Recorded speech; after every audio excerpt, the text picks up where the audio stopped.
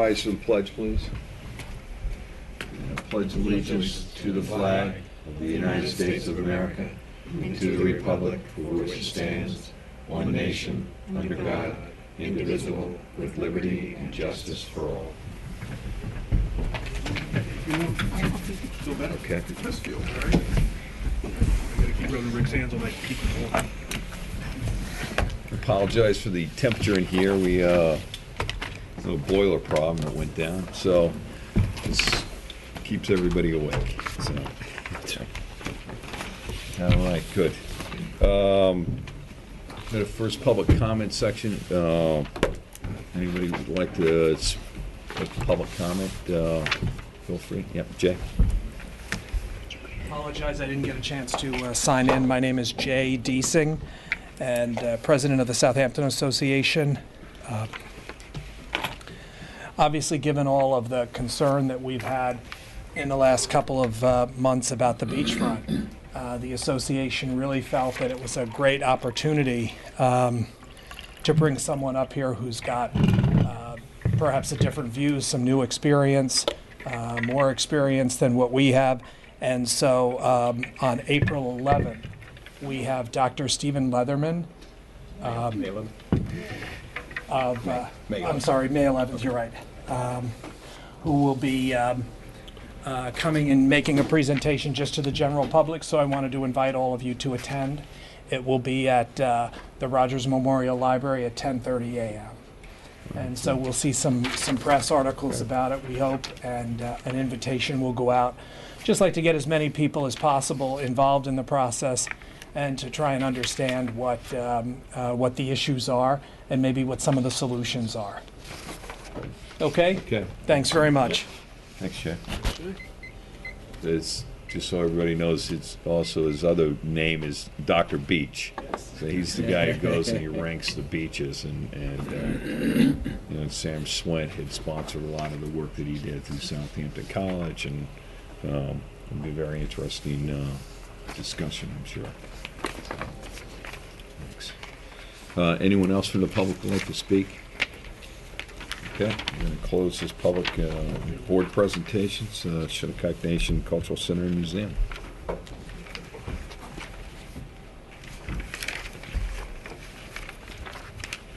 Good evening, everyone. I'm Dave Martine, Director and Curator of the Shinnecock Nation Cultural Center and Museum.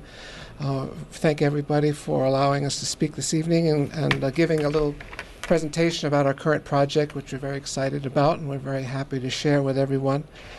With me this evening is Andrea Godoy. She's Assistant Director of the Shinnecock Museum, and we'll begin with a little slide presentation for you to see what we're working on. Thank you. You want to just cut the light so we can. There we go. Charlie, do you need that turned? They're going to give it to me on the drone. Oh, okay. Okay, great. Thanks.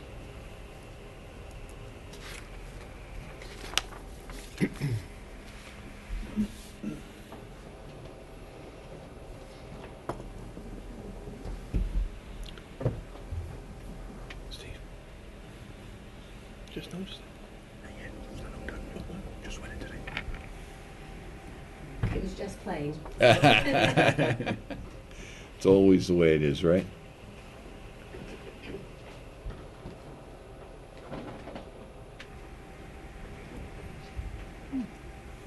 If you give it just a moment, it's I think it's just taking. So we'll give it one more second.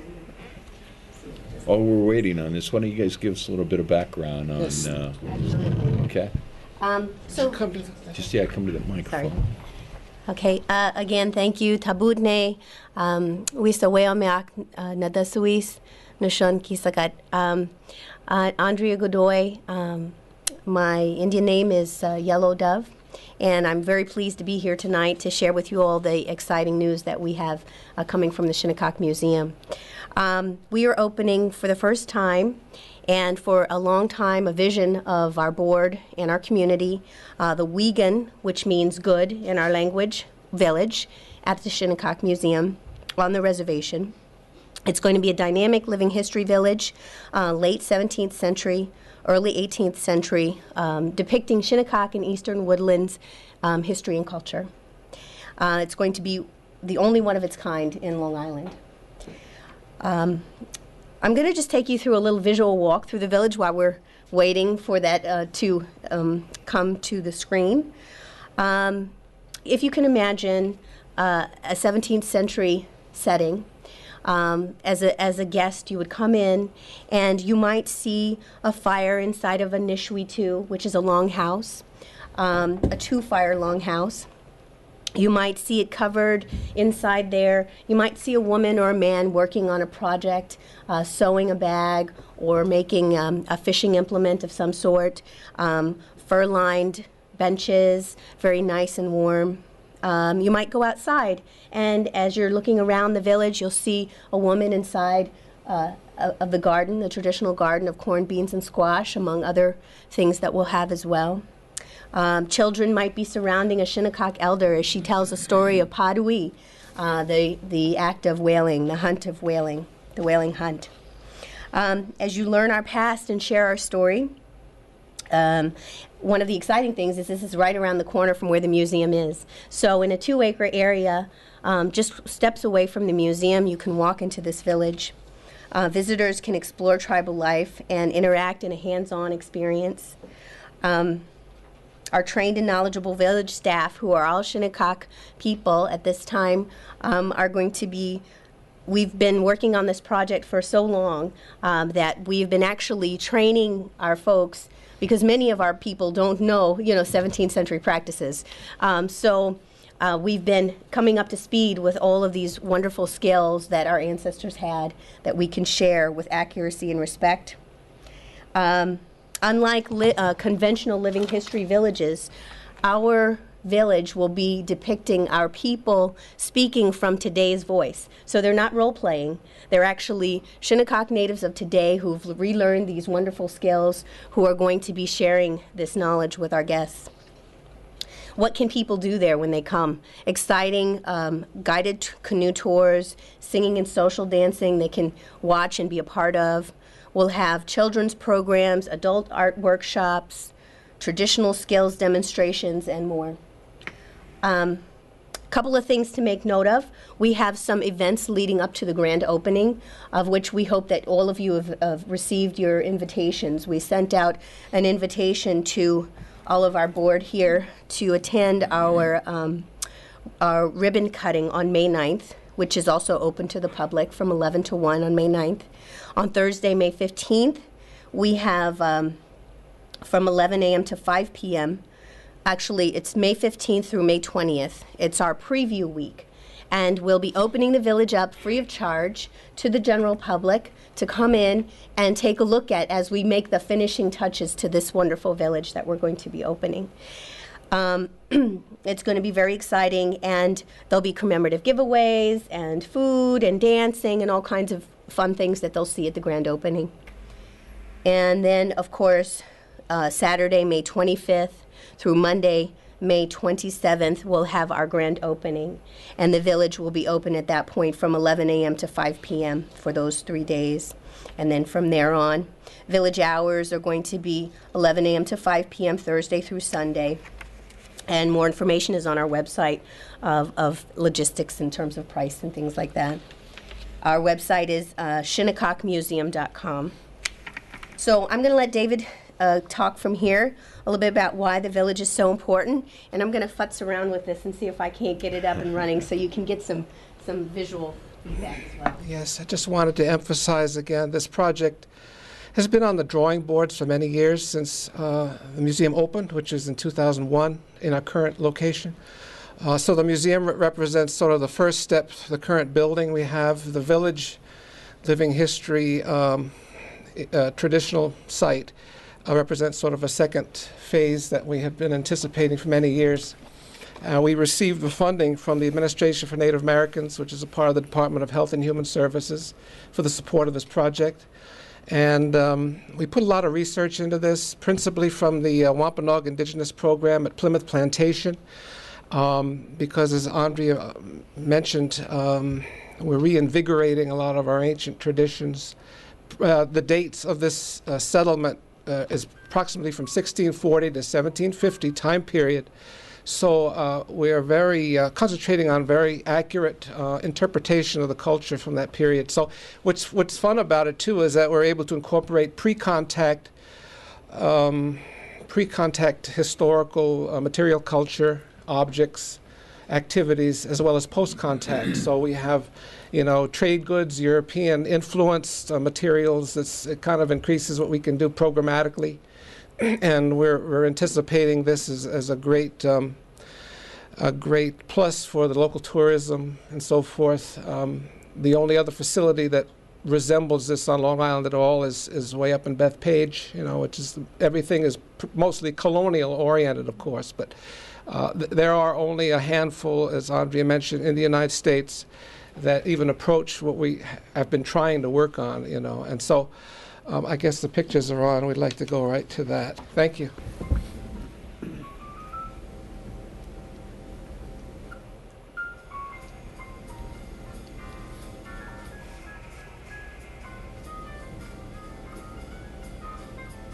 You want to describe this too? What are you going to describe? I can describe.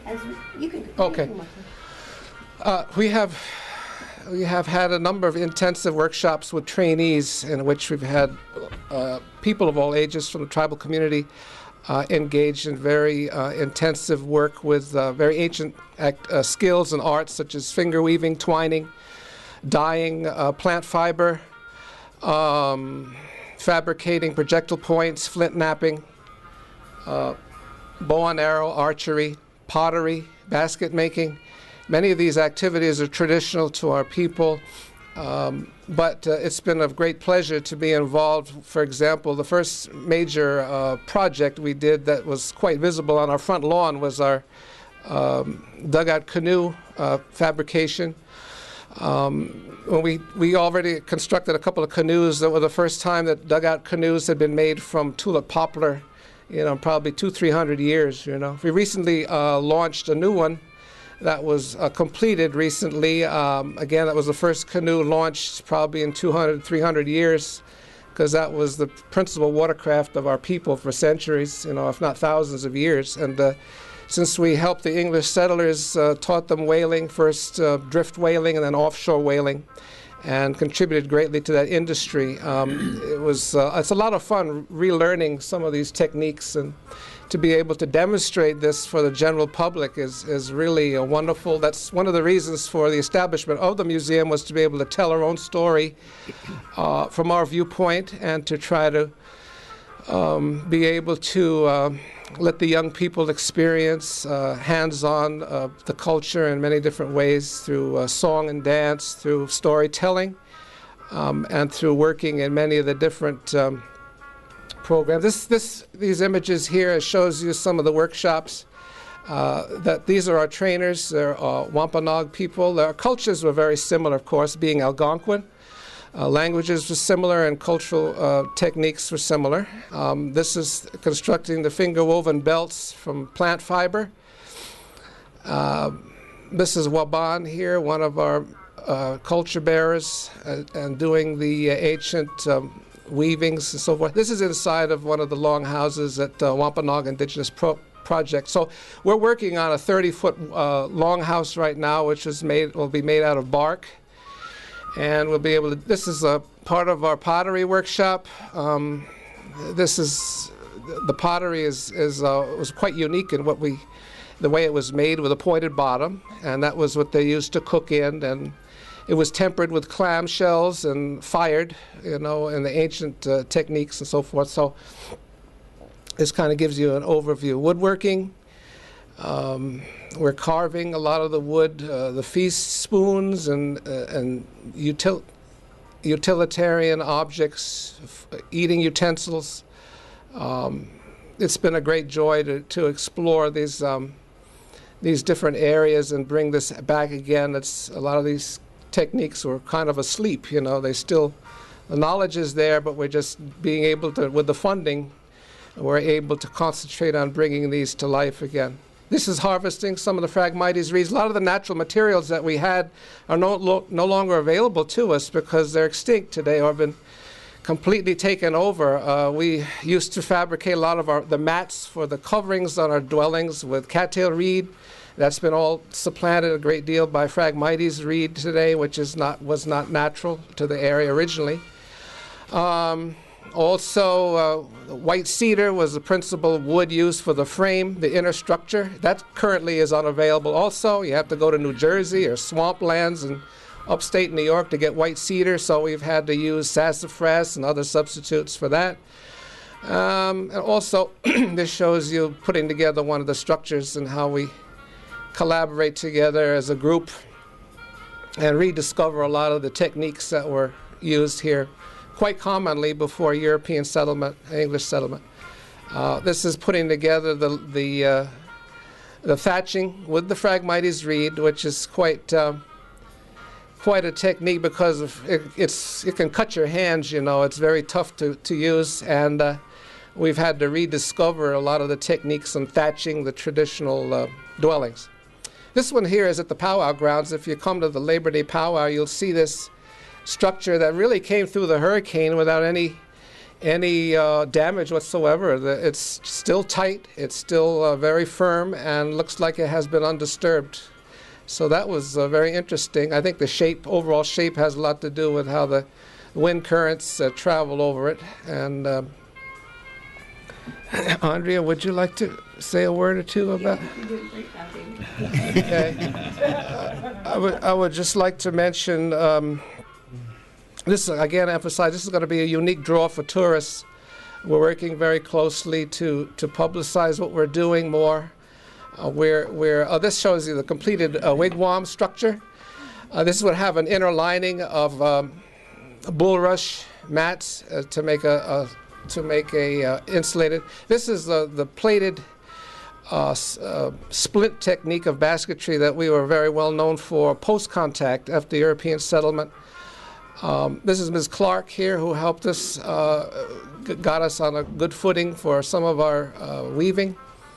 This is one of the things we were really known for, is weaving historically with the basketry. And this is something you shall see when you come to our Living History Village. This is the ancient technique of porcupine quill weaving.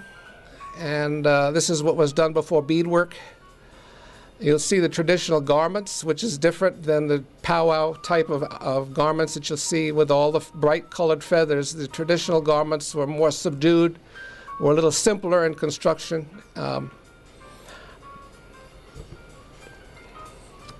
So we're asking for your support in any way that you're able to work with us.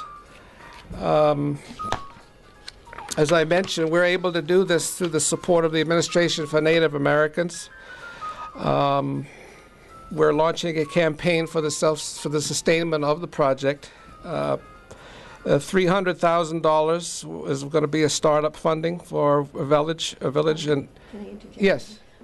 Come on up. Thanks. Just to talk a little bit about that exciting campaign that we're running. As David mentioned, we were awarded a grant over $700,000, 2-year grant to implement this project and to get it up off the ground. As a startup, most of you know, it takes a few years to get your feet wet and to really get the audiences coming in. So funding, we're working on our Journey Back fundraising campaign for $1.5 million, which is the most ambitious that we've had in the museum's history. And we're excited about it.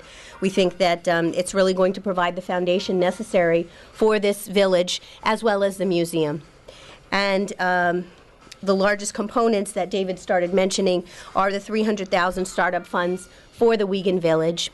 Another $300,000 will be used for an endowment fund. And then smaller funds, $10,000 for immediate impact funds to secure some of our exhibits and different things like that in the village and inside the museum. I invite you all to the museum as well if you've not had an opportunity, and you can see some of the pictures that are continuing to go on. We've engaged a lot of our community. These are young people from our community who, through the programs that we've done over the summer, have been able to be in part of this whole program, and who've actually received internships to work at the museum and have continued their experience on. This is a social that we host every year, our Strawberry Harvest Festival, which is coming up as well. And I think that's the end of the slideshow. So really exciting things are happening, and we're just so thrilled to be able to share this information with you all, and to encourage you to come by, see how things are going, see what we're doing, experience it for yourselves so that you can get that buzz that we have, and be one of our advocates, be our supporters to help move this project forward. Do you want to say anything more, David? No, I don't think. Okay. I don't think it's fine. All right. If you'd like to reach us also, David and I are both available at the museum. Our number there is 287-4923. And our general email is Wigunvillage, and it's pronounced Wigun. It's spelled WIKUN village@gmail.com. So we thank you, Tabudne, which means thank you in our language, and we welcome you to our new village. How long have you guys been with the museum?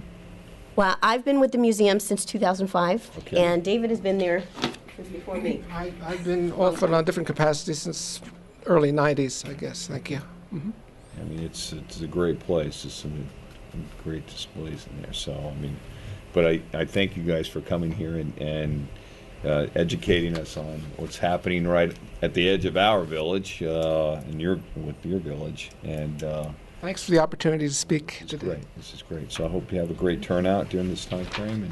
And anything we can do to help you out, please do not hesitate to ask us. Okay? We'd love to see you at the ribbon cutting if you're so available. Trying to work and it's going through my head on what my schedule is for that day. Great. So What yeah, time? Okay. What time is it? it's 11 o'clock, right? It's 11, yes. 11 o'clock 11 on on May 9th. May 9th. Maybe Brenda could even send us an email a day or two or three Okay. ahead of time just to Okay, great. remind us. But you got a presentation too? No. Brenda, can you just send an email to everybody just as a reminder, like on Monday of that week? Great, thanks. Okay. Thank Thanks. you, Brenda. I've got a handout. Okay.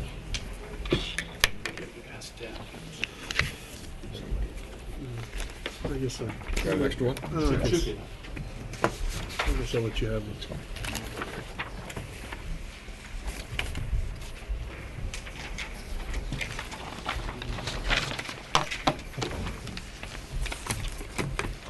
Hi, should I start? Yeah, just we'll let her get all her stuff and all right, great.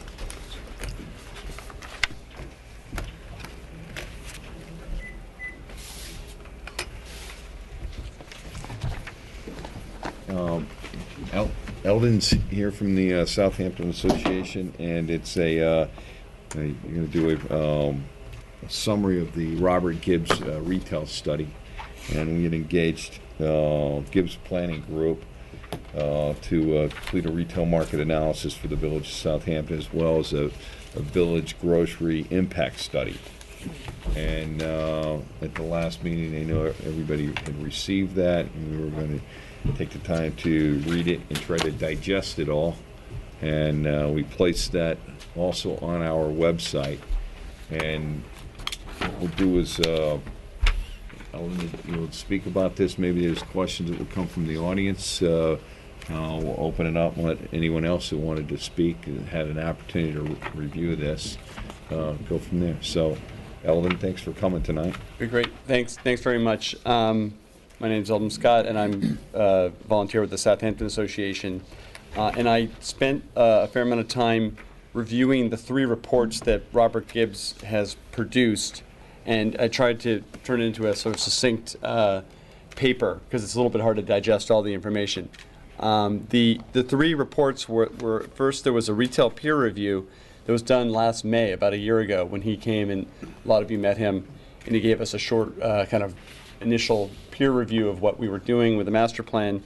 And then subsequent to that, as you said, he produced two studies. One was the retail market analysis and the grocery impact study, which were both completed last month. So I'm going to start with the recommendations, which I've pulled from the peer review and the other reports. And the four sort of big ones that stand out really are, one is to try to slow or curtail rezoning or variances outside of the walking core of the village. And I'll circle back through the arguments for that. Two would be to try to prevent the continued loss of anchor uses within the walking core. And it's important to realize that he defines, or I think in the retail industry, they define the walking core as, he says 300 feet. It can really be up to 1,000 feet. But if you go to a shopping center, people will only walk a certain distance from their car to shop. So if you have something that's a couple blocks down the street, that's really not considered part of the same retail core, because you're going to probably get in your car and drive there. So it's really defined as Job's Lane, Main, and then it's even a stretch around the backside on Windmill and Nugent. You may get someone making another car trip to get to the other side of those blocks. The third recommendation would be to encourage appropriate national retailers to anchor the existing village shopping.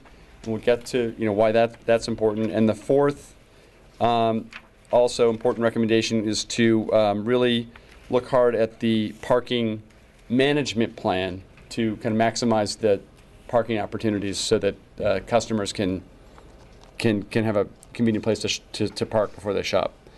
So that was the recommendations I pulled out of the peer review, and then I'm going to go back now through the other studies, which there's somewhat of a analysis of the actual demographics and numbers that reveal why some of these conclusions were come to.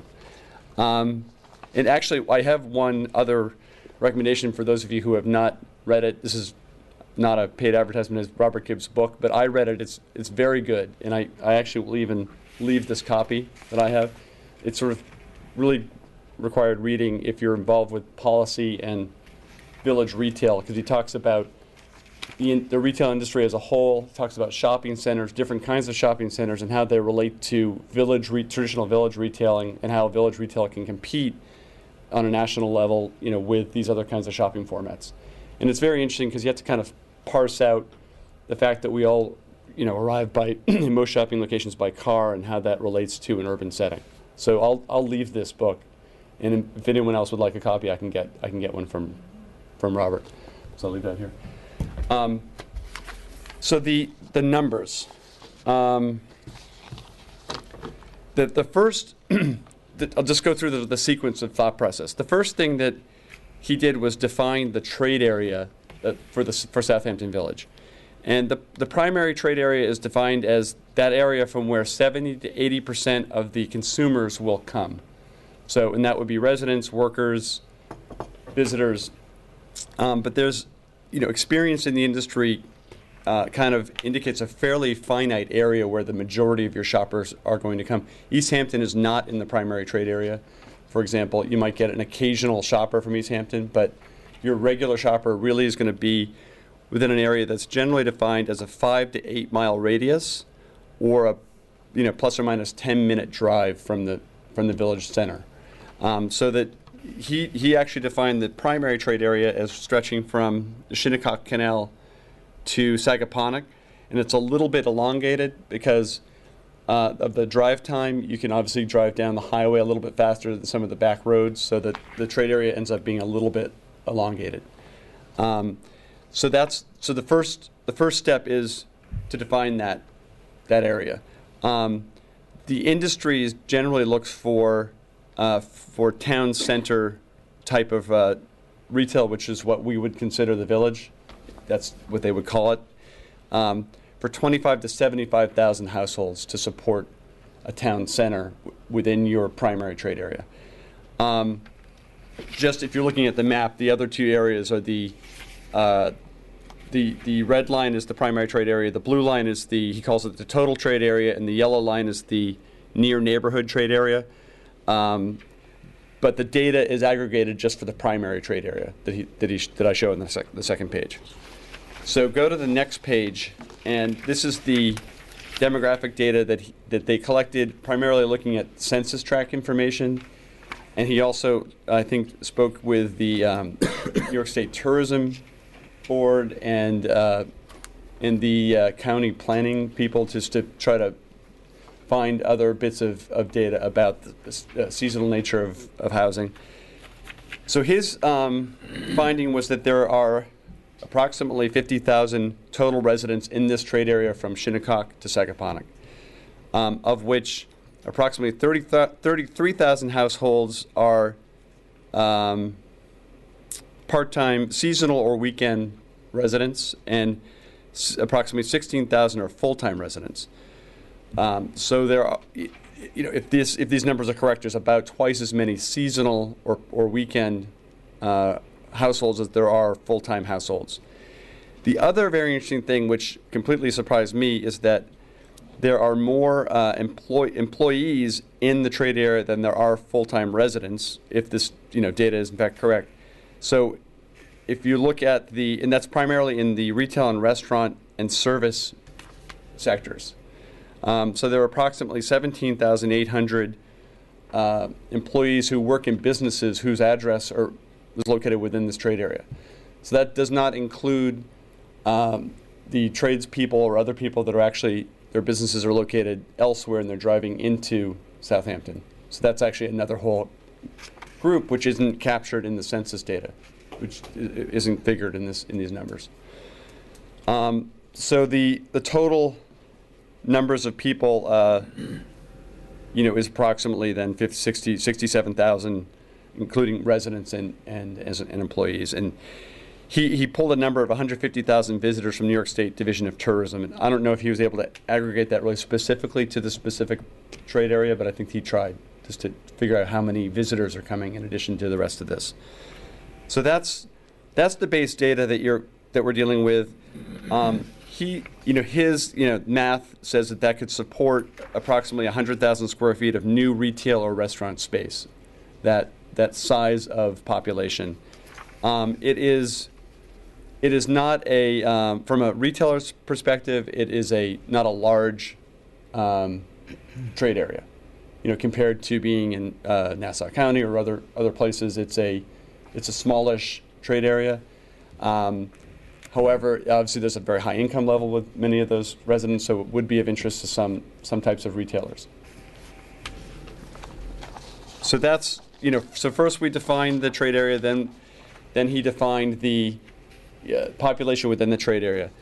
There's a little bit of discussion of competitive position, and this is sort of, to me, was very interesting as I kind of read this and looked at it and also spoke to Bob Gibbs last year when he was here. The East End is unusual, as I guess sort of obvious if you think about it. It's unusual nationally in that there is a string of relatively compact village centers. And if you look at many other places in the country, that type of compact village center and lack of automobile retail around it is very unusual in today's day and age. There's a couple, the competing centers within our trade area are the Bridgehampton Commons, which is considered a community center. It's a grocery store anchored center. That's really the only traditional auto-oriented center in our trade area. Obviously, there are some other village competing centers. And just outside of our trade area is Tanger Outlets, which does provide, it's a regional center and has national discount stores. And that's beyond the 10-mile radius, which is our primary trade area. So that's, the competitive landscape.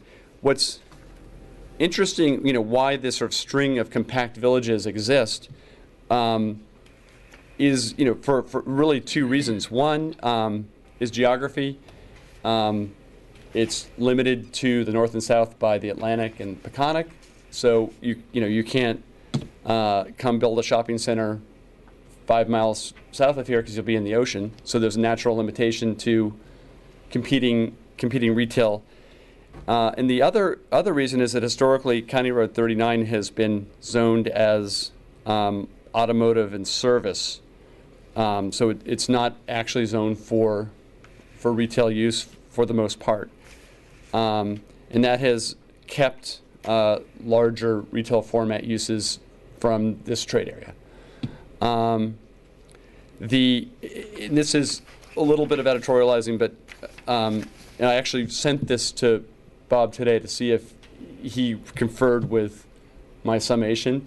But I've talked to a number of other people about this, and they sort of agree that probably the largest threat to the retail sales and the health of the village is the possibility of larger amounts of retail formats coming in on the highway, because there's no other natural places for competition for the village to occur. And Tanger Outlet's expansion, that actually is fine. That's outside of the immediate trade area, so it wouldn't have necessarily a direct impact on trade in the village.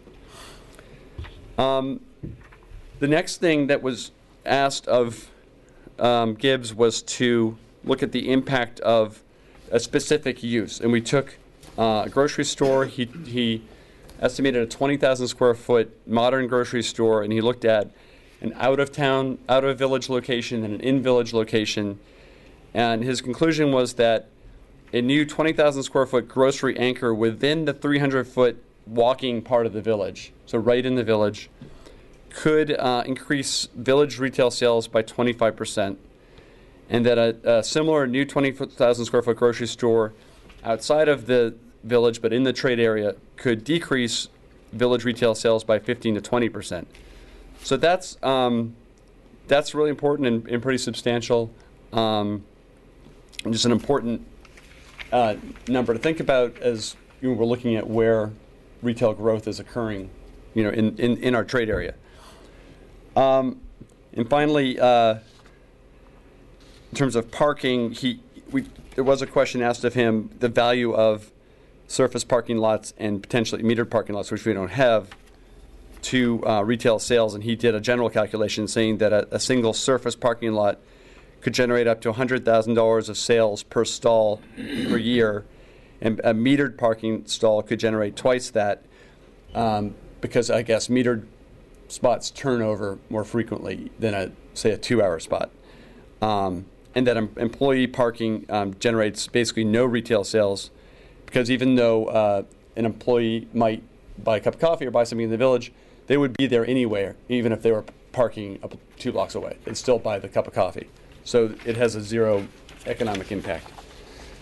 And then just going back to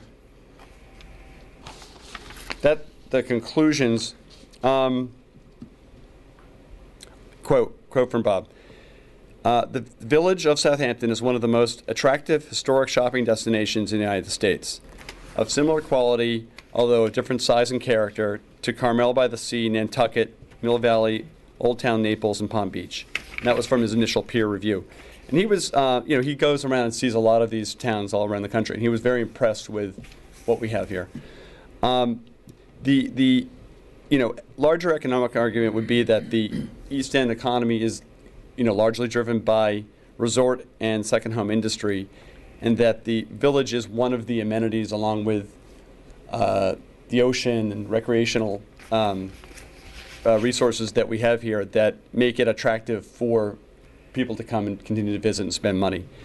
So, the argument would be that while we could turn to conventional auto-oriented shopping and retail, there's a little bit of a choice. You probably can't have both. If we have a lot of retail out on the highway, you're probably going to slowly lose your retail in the village. So that it would seem to make a policy, be a good policy decision, in our view certainly, to try to maintain the strength of retail village, which means you have there is a trade-off, which I put in my last point. You're going to have issues of lack of convenience, or, convenience and congestion, pitted against traditional retail, which might give you more of a sense of place or sense of community, which is, we think, one of the amenities that helps drive the whole region. So you're going to have these issues of congestion and parking that we have to deal with, and I think what could be one of the things that the village could really contribute to is thinking about parking management. And then back to full circle to the 4 recommendations.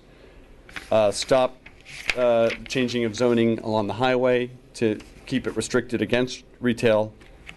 Prevent the continued or further loss of any of the anchors that we've seen a few lost in the last several years. Some in our control, some not. Encourage appropriate national retailers to anchor in the village, and luckily we're starting to see some retailers come back, like Pottery Barn, which is a positive sign. And finally, and this is something that is a tangible thing that could be done without a lot of expense, is revision anyway of the parking master plan, which isn't necessarily a large capital expense. It's really just thinking about striping and management issues of the parking that we have. So that's pretty much it. I did get an email back from Gibbs today when I sent him this, and he said that he would try and see if he could make a visit in the next couple of months. So it might be interesting to take this conversation a little bit further and hear directly from the expert. Any questions? Guess have questions for Alvin here. There's a lot of information to try to. I know I read it a couple of times just to try to digest stuff. So. Well, I don't know if it's really a question or a comment, but he provided a lot of interesting data in his review, and one of the areas that I thought was kind of interesting was the minimal amount of growth population-wise that Southampton Village is experiencing, while he showed a little bit of growth financially over a longer term. Population growth was relatively minimal. So my question and what I keep thinking is we all want to try to fulfill and have tenants in all these stores that we have. And if we're going to have a minimal amount of growth, how do we do that? How do we make sure that the buildings are occupied and not boarded up, and the retail operations are full and they're open year-round and not just serving a resort community? And that seems, from his report, a real difficult task, and I'm not quite sure what the answer is. Well, as more and more houses get converted from full-time to seasonal, obviously there's a big problem with the shoulder season for a lot of the retailers. So that would be an area to try to focus on. There's no easy answer for that, except perhaps trying to get some uses that would draw people who are in the area from a little further afield, serve goods and services that they really need. Mm-hmm. Maybe stop them from going to Tanger or going somewhere else. Well, I think you're trying, we need to direct most of our focus on is the retail stores in the village and keeping them solvent and open year-round. And when you see the numbers that he presented in his project, that's a difficult task. I was thinking about the residential opportunities above the stores. Right. Which, because his numbers are all about what currently exists, mm-hmm. and you said the conversion of the homes from full time to site, and that's what stuck out in my mind. Where, well, how do you increase? How do you get the apartments right. around here? Which goes back to everything that we've been working on when mm-hmm. it comes and keeping people in the village. And how do you do? And the 110 thousand square feet of additional retail restaurant space. If we can get more restaurants, The restaurants are drive people in here. It's restaurants. I mean, you know, and again, I said it before. I look at Sag Harbor as a prime example. Sag Harbor's a good example. Because when I sit there in one of the restaurants, you look out, and there's restaurant after restaurant after restaurant. That's what brings people in. And then they walk along, and the stores are open. It brings the foot traffic. It brings the activity and the people into the village there. And I noticed that too when I was in Huntington Village. Same thing, restaurant or a pub or something right after the other. That's what brings the people in. Then walk around and shop. Seeing, you know, window after window of pictures of houses for sale doesn't bring the people in. If the people are dining somewhere and walking around, then yes, that helps. But then again, where those, if we can get the people, like at one point when all these old timers tell me used to be apartments, they lived upstairs.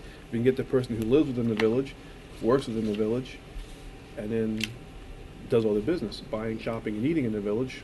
Right. That's a vital downtown business. You know, it goes back to making changes and plans to attract the right types of businesses in here, which goes back to restaurants. I mean, what he's basically saying, this community has always been seasonal, and you know, in many cases, I know that years ago, Job's Lane was considered the summer street. I mean, most of those stores didn't have heat, and you know, a lot of the businesses that came here came from Palm Beach or different areas and opened just for the season. And over the years, that changed because the landlords were looking to get more of a year-round business in there. Some of them still closed during the summertime. Main Street was considered your area where the shops stayed open all year, and now that's even changing because some of them aren't staying open year-round. And then, of course, with the move-in of the offices, which, you know, is and has been, you know, a very good tenant for the landlord. You know, the minute you start to see the sprawl of the offices, it reduces your retail, and then you have issues with, you know, having people even wanting to come into the village if you don't have enough restaurants and you don't have enough shops. And you know, there's the sprawl of the offices with first floor retail on Main Street and Job's Lane. It's a problem that we're facing. But I think that was addressed in the zoning. I think keeping the office space on the upper floors. And then the other issue is, and the parking is a real problem. And the parking is a problem because we need to police that better. I mean, we have a lot of office workers who are using up a lot of the spaces on Main Street that are really basically are 2-hour spaces, and we know in off-season the village doesn't look at it as closely as it should, and it needs to. And I know that's the same in East Hampton, where they have metered. I mean, when you go into their main parking lot, you take a ticket. They are all over your cars all summer long, but during the wintertime, they close them down so that you don't have that same policing during the winter time. So I mean, these are ways that we have to, you know, look to make it better for those who are there. I mean, we have some food stores in the village, you know, that are being hurt by that because their customers just can't pull up because there are office workers using all those spaces. It's not right. And if we want to support this village and we want our village to continue and have these shops, we have to be aware of that. And, you know, even with my office workers, I ask them not to park on the main street. Some of them still do, and I keep saying to them, don't park out there. This is a parking spot. Like when I was further down on Hampton Road, I didn't want them to take up the spots because the deli was there. I mean, did that not make sense? We wanted that deli to be able to stay there, and, you know, if you take up their spaces, the people can't get in and out of there. So I think that's a conscious effort that we as a board and the police department have to really work on and police that more. And also I think we have to look into some form of metered parking. I mean, we discussed it was something I would never in a million years have ever wanted for our village, but now our village is changing in some ways. You know, we have a big store that's come in that has its own parking. However, we have another store on Hampton Road that really, you know, will really monopolize a lot of the parking. So we have to really think about this and how we're going to handle all of that. You know, Nancy, you brought up a good point, I think, too. You know, you also have to you have to police yourselves. You brought up a point about the people who work in these stores. You know, you have to take some accountability here. Don't park where customers should be parking.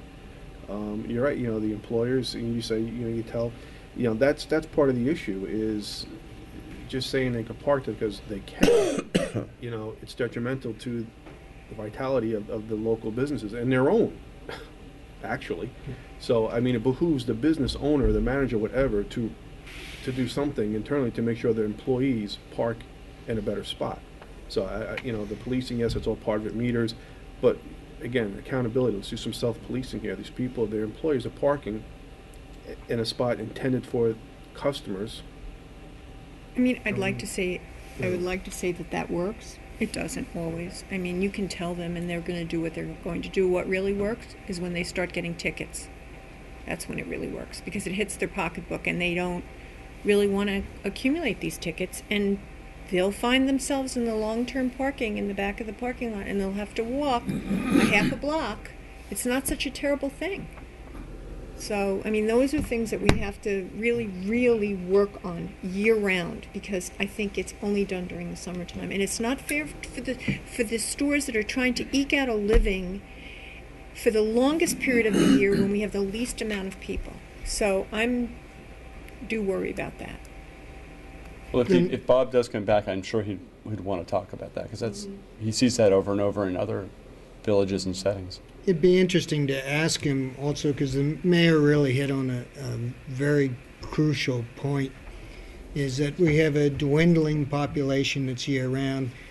Most of our year-round areas from Elm Street to even where I am, Prospect Street and so forth, are now becoming just seasonal people. And consequently, it's very difficult to keep a vibrant village running when there is nobody around except for maybe on a weekend. And it'd be interesting to talk to Gibbs and see his impression on doing more apartments and second floor arrangements so that you have year-round people. Because that's where all your workers are going to be. Who's going to be in those apartments? Along the lines of what you're saying, several of you are saying, you know, the 2010 census showed that covering the 10-year period, the press had an article a couple of years ago, which I've got 10 copies of, and it showed that the year-round white population in Southampton Village dropped 20.2% in a 10-year period, which is that's a demographic collapse. And I actually think since then it's accelerated. And of course, you know, we keep burying Ben Hull and Bill Frankenbach, and we lose them that way, and then we have the Jack O'Connells that just sell and go away. And I don't know what that does to your business district.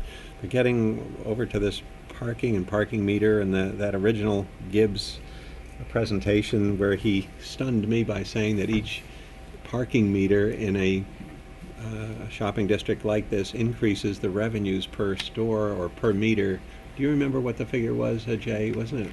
It was either $100,000 or $200,000 or something like that. Yeah, he said 100,000 per. We ought to service. have a committee. I asked Steve. I think he talked to his counterpart in East Hampton Village because they do have a form of metered parking, and as to the impact of it. And it would be interesting to see. And I know maybe we shouldn't even bring this up until the election's over, because God knows, even unopposed, we could be the first people that ever lost an unopposed election, you know.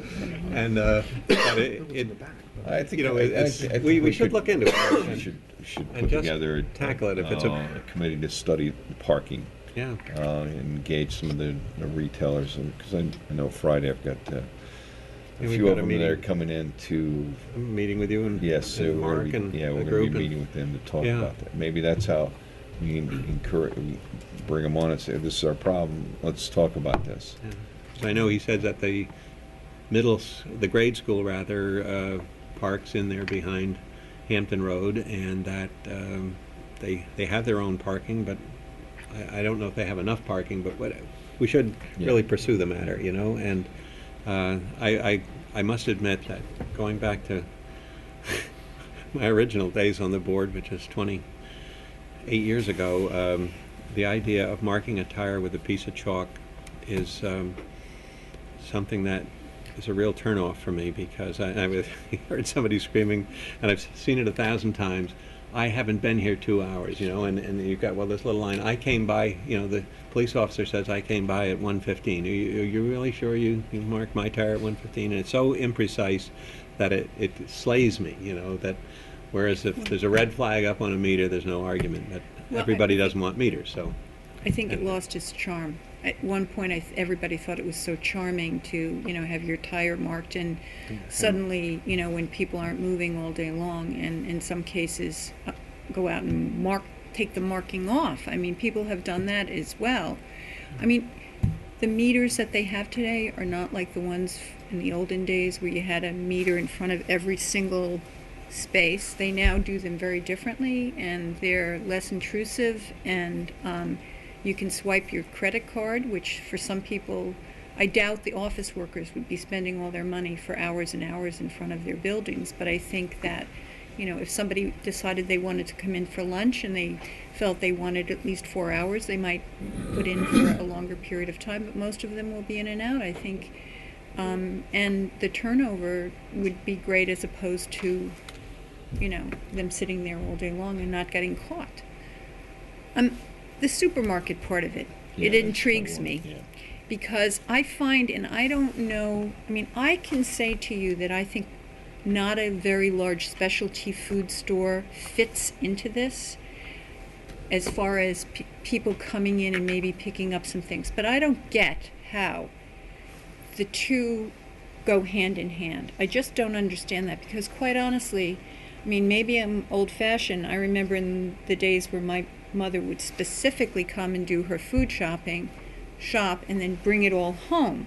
Now, granted, you can run an errand, you can do a few things first and then stop on the way home, but I don't see the walkability of this. Who's going to walk around with 2 big grocery bags and hit the village? They're going to probably do it on the way home.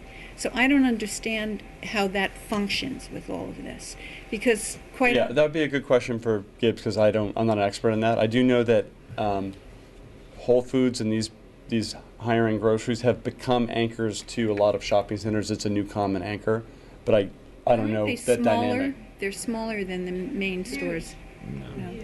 Well, they're big ones. That's my concern about the Tuckahoe. Yeah, I have real concerns. Because it's a 40,000 square foot grocery store that anchors out another 20 to 30,000 square feet of retail space. It's exactly what I think as he's describing in here. I do differ on when it comes to the Flying Point Road, because it is a standalone facility that's right, and I think that most of the traffic there is actually going to be traffic that would be headed east, and I don't and that's why I'd be curious to have him come in here and talk to us about this, because I don't know if I completely agree with him on the Tuckahoe, because I do see where 30% we would lose that people that would come in, but I don't know if I agree with the statistics on this for that location on the Flying Point Road. I don't and I what I really heard him say is that it's part of it is just the getting those trips to coming into the village. Yeah. And then they don't all convert into other errands, but some percentage of them do. Right. Yeah, that's it, because I'd always envisioned that space right there is not really a draw out of the village to that location. I always viewed it as a place where people, as they went by, would be going in and then headed east. And that's the way I've always looked at that opportunity there. I think it appears, the bigger picture is that there is potentially a declining full-time population. Right. So if you have the demographics that are maybe flat or declining, lots of additional competition outside of the village is not going to be a good thing. Right. The question is, can you get the modern retail that people want, the services that people need, can that be fit into our village? And I think a lot of it can be, if you talk to professionals, but they have to be, and I think Bob said this, they have to be kind of encouraged. I mean, we have to act as somewhat cheerleaders and, maybe go after some of the, better anchor businesses that we might want to see. And the anchor nationals will, help and support the smaller family-owned stores because they need those anchors around them to get the traffic in so that they will pick up. I mean, that's shopping center 101. In a community center, you have a supermarket and a bunch of smaller retailers that aren't necessarily nationals next to it. I'm sorry, Yeah, Mr. but- Scott. I'm sorry if you said in the beginning, what is it you do anyways? What is your role here? I'm volunteer in this. I am involved with retail in New York City. I'm never done any projects out here. So retail What buildings or I do is I actually architecture? work with small businesses, and I run. If you're familiar with the Union Square Holiday Market, Union Square and Grand Central Holiday Market, so I do a lot of work with small craftsmen and restaurants, and we run food halls and things like that. So I have a lot of familiarity with leasing for small retailers. I've done a little bit of national leasing too, but I'm a more recent convert to mixing national with Right. small businesses. I didn't used to believe in that because my business is primarily about small businesses, and then I have realized over time that you kind of want that dynamic to support the small guys. I'd like to talk about Hampton Bays because I think we have a new development, or not brand new, but where the King Khan was put there with the shops all around it. A lot of those shops go out of business all the time, so it doesn't always necessarily work hand in hand. I mean, I think people go in there, they do their grocery shopping, and they leave. And, maybe the stores that are over there aren't interesting enough. I have no idea, but a lot of them have left, and they keep trying to get new people in there. There's still a lot that's been there for a while. The liquor store, the restaurant, Starbucks. There's a lot of good foot traffic. The dry cleaner, tailor / dry cleaner. Well, those I are mean, I think service, the yeah. retail stores, the clothing stores turnover Right. in there. But there is, there's Well, those are Starbucks, there's a dry services, cleaner yeah. in there, there's a tanning spa, so the rich goes to all the time. Bank. But Just my blood pressure. Yeah, we got the bank in there. Yeah. Restaurant. yeah, so And when Mr. Gibbs was here the last time, I did have to agree with him on the fact that if we, as a community, do not remain open to this, it will come from some other place, such as Mr. Morrow wanting to build his Tuckahoe Village, which would be complete disaster for our community. And unfortunately, Wabams is I think they're in bankruptcy, so it's hard to get them to right now upgrade and provide a competitive store. But that may change in a year, because they're kind of reorganizing. and that's one of their leading stores.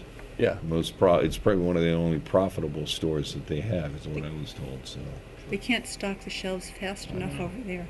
And of course, why not? Because it's the only one that we have. So, it's... Over time, that will probably become an opportunity because that company will get reorganized in some fashion, and there may be someone to talk to, and they may be able to upgrade that store. I think you're putting a good point. I think that eventually will take care of itself somehow. Either they will get themselves in line, because again, they eventually will come out of their financial, or they won't, and somebody else, survival of the fittest. It's business. I think somehow. I don't think that store will remain in the state it's at. And a comment was made earlier about how, remember our parents going back in the day and shopping, and it seemed easier. It was easier. There were less things on the shelf. There were less choices. So, we're a society that demands so much, and choice and selection and opportunity. Back then, it just didn't even exist. So it was easier, and you did just walk in and do your quick shopping between IGA or Bohacks or whatever, and AEP and get the hell out. The demands are a lot different. The tastes are a lot different now. Well, Eldon, I appreciate the time and effort that you put in on studying this and coming to present this. And that is a good book, too. Yeah. If anybody from the public had an opportunity to review this, had any questions, had any comments, there are copies right here in the front of both retail studies, if you haven't had a chance to read them yet. And I'm going to try to push to get Robert Gibbs in here and have him come in and talk about this. So. Tea or something. Any, yes, ma'am. Why don't you come on up here for the, sorry. Okay, just identify yourself for the record and everything. I live in the village. My name is Susan Sable. I think that parking meters would really turn people off. I think that people come here for the, I don't see why I didn't understand why 2-hour parking with a meter made isn't, or, however you do it, doesn't work. I don't understand. Can you explain that? Why people, if they park longer than 2 hours and someone comes by and does their, puts a chalk mark on their tire and then comes back in 2 hours or more, why doesn't that work? I don't Apparently understand. we're not finding that the cars move fast enough. The cars need to be turning over in order for the people to... But they'll get a ticket, won't they, after 2 hours? They do during the season, but not off-season. And that's a problem because, well... Well, it's in the summertime we have the TCOs, traffic control officers that work the village and mark the tires. Yes. But in the off season, you could drive down Main Street and can't find a parking spot on a Wednesday afternoon. But I'm saying, don't you also mark the tires during the year? We don't have the personnel to do that. Seasonal Okay. summer. Yeah. I think it's And fine. that's one of the things that we've working on with the budget to try to incorporate somebody who does more code enforcement components, and that's where the interesting piece about parking, because when Robert Gibbs came in last year and spoke to and spent the day with us, and then spent several days with us, and then came in and did a presentation. He talked about parking meters, and I could feel the noose around my neck tightening up as it being thrown over the tree limb, and I felt like it was. But the more you talk to some of the merchants who look, and they realize that one spot in front of their shop generates about $100,000. What Robert Gibbs said is out here it could generate between $250,000 to $300,000. So every single parking spot in front of a store, that's what it means to that merchant. And so Off season, I don't see how that isn't going to be. I think you'd be better off hiring, if you could, someone checking the tires, because I don't see off season why someone can't find a parking space. I walk I around agree here with all the you on time, that. I completely and I'm agree. just saying, I just think that would, one of the charming things about Right. the village is that there isn't parking. Once you put in parking meters, well, that's it's just going to be a turnoff to and that's the to debate, tourists. and that's the debate that we have. So if you have to pay for parking in the village of Southampton, why would you stop in the village of Southampton when you could go to the village of East Hampton, or go to the village of West Hampton, or even go to Bridgehampton, where you didn't have to pay for parking?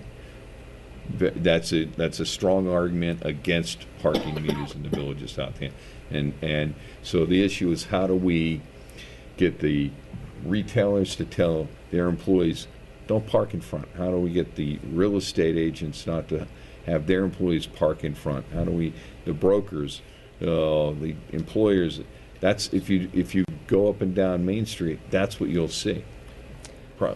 Today, you probably And could walk up that and would be the realize- best, if there was a way to do that. That And the would be key is, absolutely the best. how do you turn the 2-hour parking spot, which in theory should, over an 8-hour period, should turn over 4 times during the day.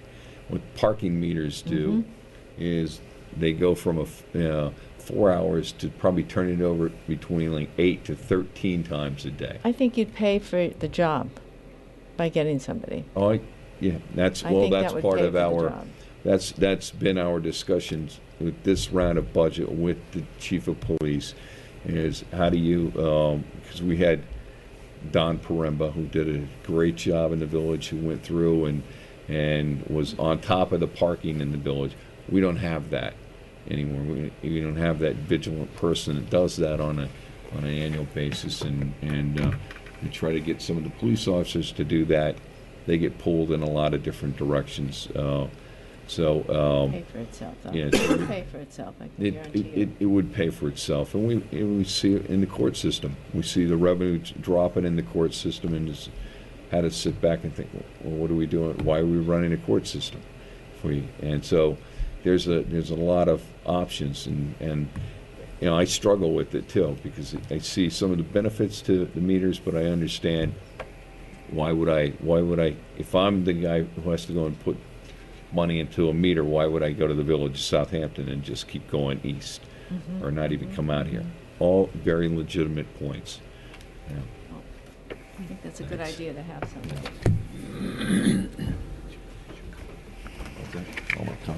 Thanks, man. All right. Hey, fashionista. Meters in. That's right. Yeah, that's right. I'm not. So. Anyone else from the public would like to make comment in reference to this? Okay. Peter? Yeah. Come on up. Go up, sir. No, well, come on up here. You don't have a 3-minute time limit. So.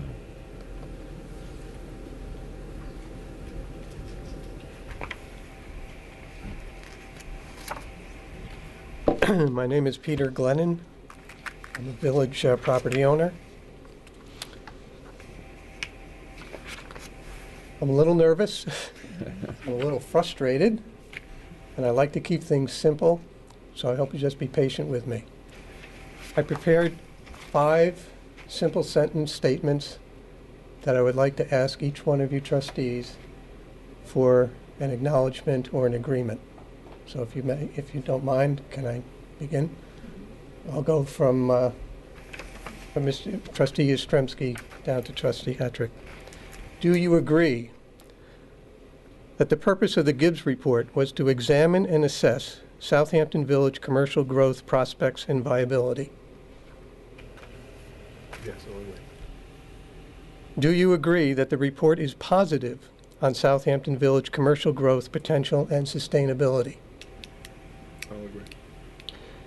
Do you agree that the Gibbs report validates the need and sustainability of additional grocery market, a conclusion already articulated and evidenced by Southampton Village Planning Commission, and that an upscale market in an upscale community is good commercial growth? I will agree, yes. Do you agree that trustees are responsible to make sound and sober legislative decisions to strengthen village commercial growth? I'll agree. And lastly, do you agree that zoning changes and/or amendments should take place to accommodate identifiable changing commercial and residential growth needs? It's a little ambiguous on that one, but I'll agree it's a trustee's position and responsibility to review and make changes where that person feels necessary. So. Okay. Yes. Trustee Irving, sorry. I told you I'm nervous. That's all right. Same questions? Or? Same questions. Same questions. I would be along the lines of Rich and say yes to them all. Thank you. Mayor Epley? I would say yes to each one of them. Nancy? Yeah. Bill? Yes, and that it's my observation that the devil you get can be worse than the one you were trying to avoid, and we have this situation that's expanding now because I think another grocery store is coming to downtown, right in the heart of Hampton Road. Well, we've been all over the map about definitions of grocery stores and supermarkets and specialty foods and all the rest of that Anyhow, business. I agree with what Rich said to you Okay. on all 5 counts. Thank you for answering those questions. Now I'd just like to read a statement. Over the span of 3 and arguably 4 years of discussion, we find ourselves having traveled full circle, which is to say, back to the question of where can this needed and sustainable grocery market be located? Southampton Village Planning Commission has concluded that there is no identifiable village business location. We believe, as does the Village Planning Commission, citing a grocery market on the eastern boundary of the village is a suitable and appropriate location, considering and satisfying many crucial factors, like parking, like environment, and like visual impact. Moreover, having a grocery on the eastern boundary will aid in keeping business in the village. A shopper who buys groceries from a market at the eastern boundary will still stop and shop at the village hardware, dry goods, pharmacy, post office, bank, and gift store, etc. What they might not be doing, as many shoppers are doing presently to avoid underwhelming conditions at the lone village supermarket, is going to Bridgehampton or Hampton Bays, a reality that at least one trustee doesn't seem to see as a consequential concern.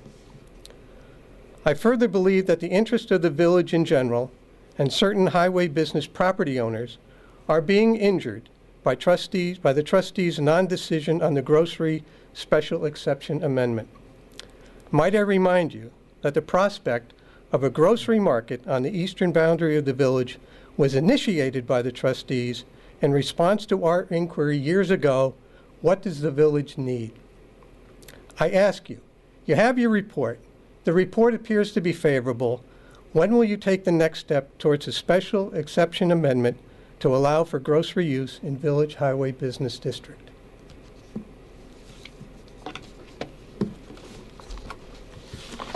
I don't think I have an answer for you tonight Okay. on that, but that's a good question. And I think that, you guys have any comments on that? Okay. Thank you, Peter. Mayor Epley, I have one final question. In April, on the April 11th trustee meeting, you said the Gibbs, reported that the Gibbs report was available, and you cited the fact that with the assistance of the Southampton Association. Could you clarify what assistance the Southampton They Association helped, provided? they made a contribution towards Mr. Gibbs's bill. Right. What was it? $5,000 towards his, out of $15,000 on the bill. Thank you. Okay.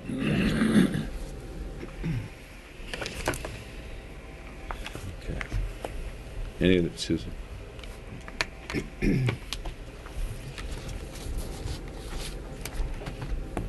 Susan Stevenson, I live in the village.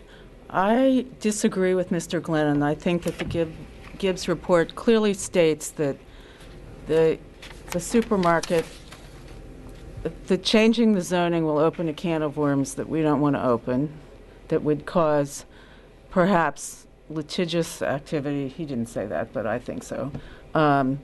For having big box on the highway, which currently is protects the village.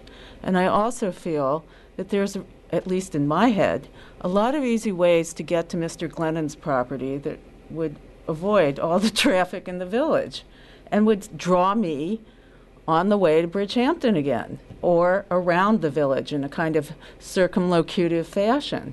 So that to have a grocery store out there perhaps could service people going east. I wouldn't want to go out there, and if I did, I'm not sure I'd go to whatever he thinks is going to be there. I might keep going. And I don't think that it actually, I think the Gibbs report clearly states that that's too far outside the village center, the quaint village center that is the one thing that makes people want to come here with small stores. And I'm completely against it. I don't think it helps anything. And I think it opens up the possibility of the complete demise of the village center, which would be a real shame.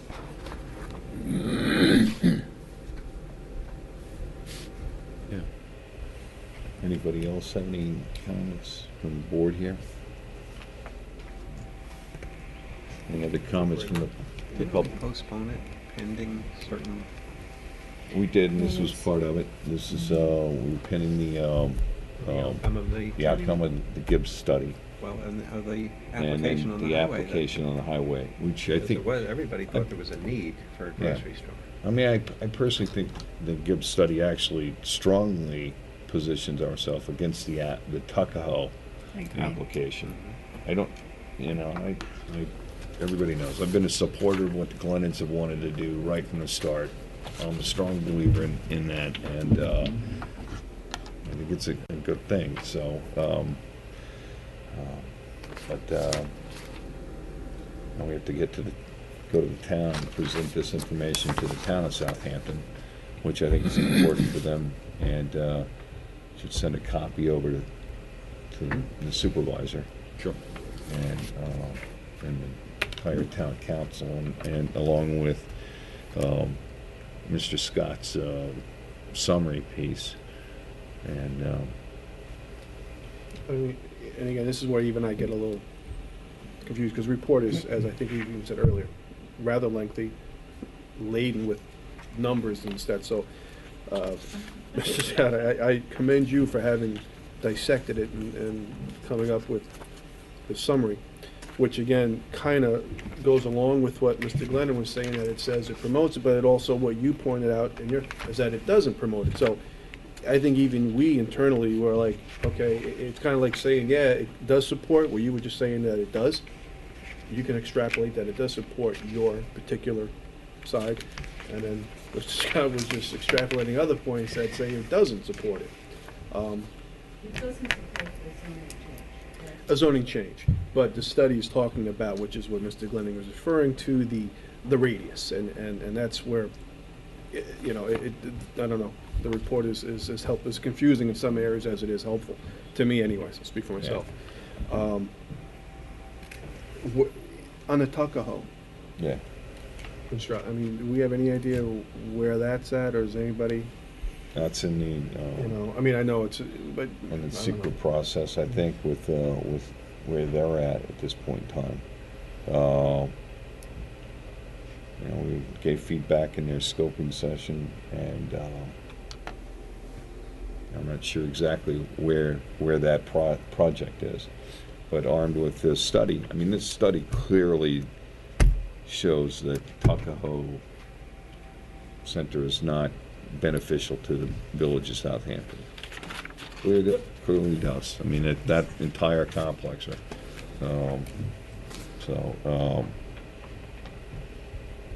Yeah. Okay, maybe if we can pull things out and try to figure out where we're at with the zone. I think it's only fair to the property owners that we make a decision and say yes or no. And Well, I think there were more things based on it, not just Tuckahoe, but the completion. Trustee Urban brought up about the completion of the road. Right. So, and he is right, and you are right. This gentleman is deserving of some type of decision from a board they were Yeah. here to do.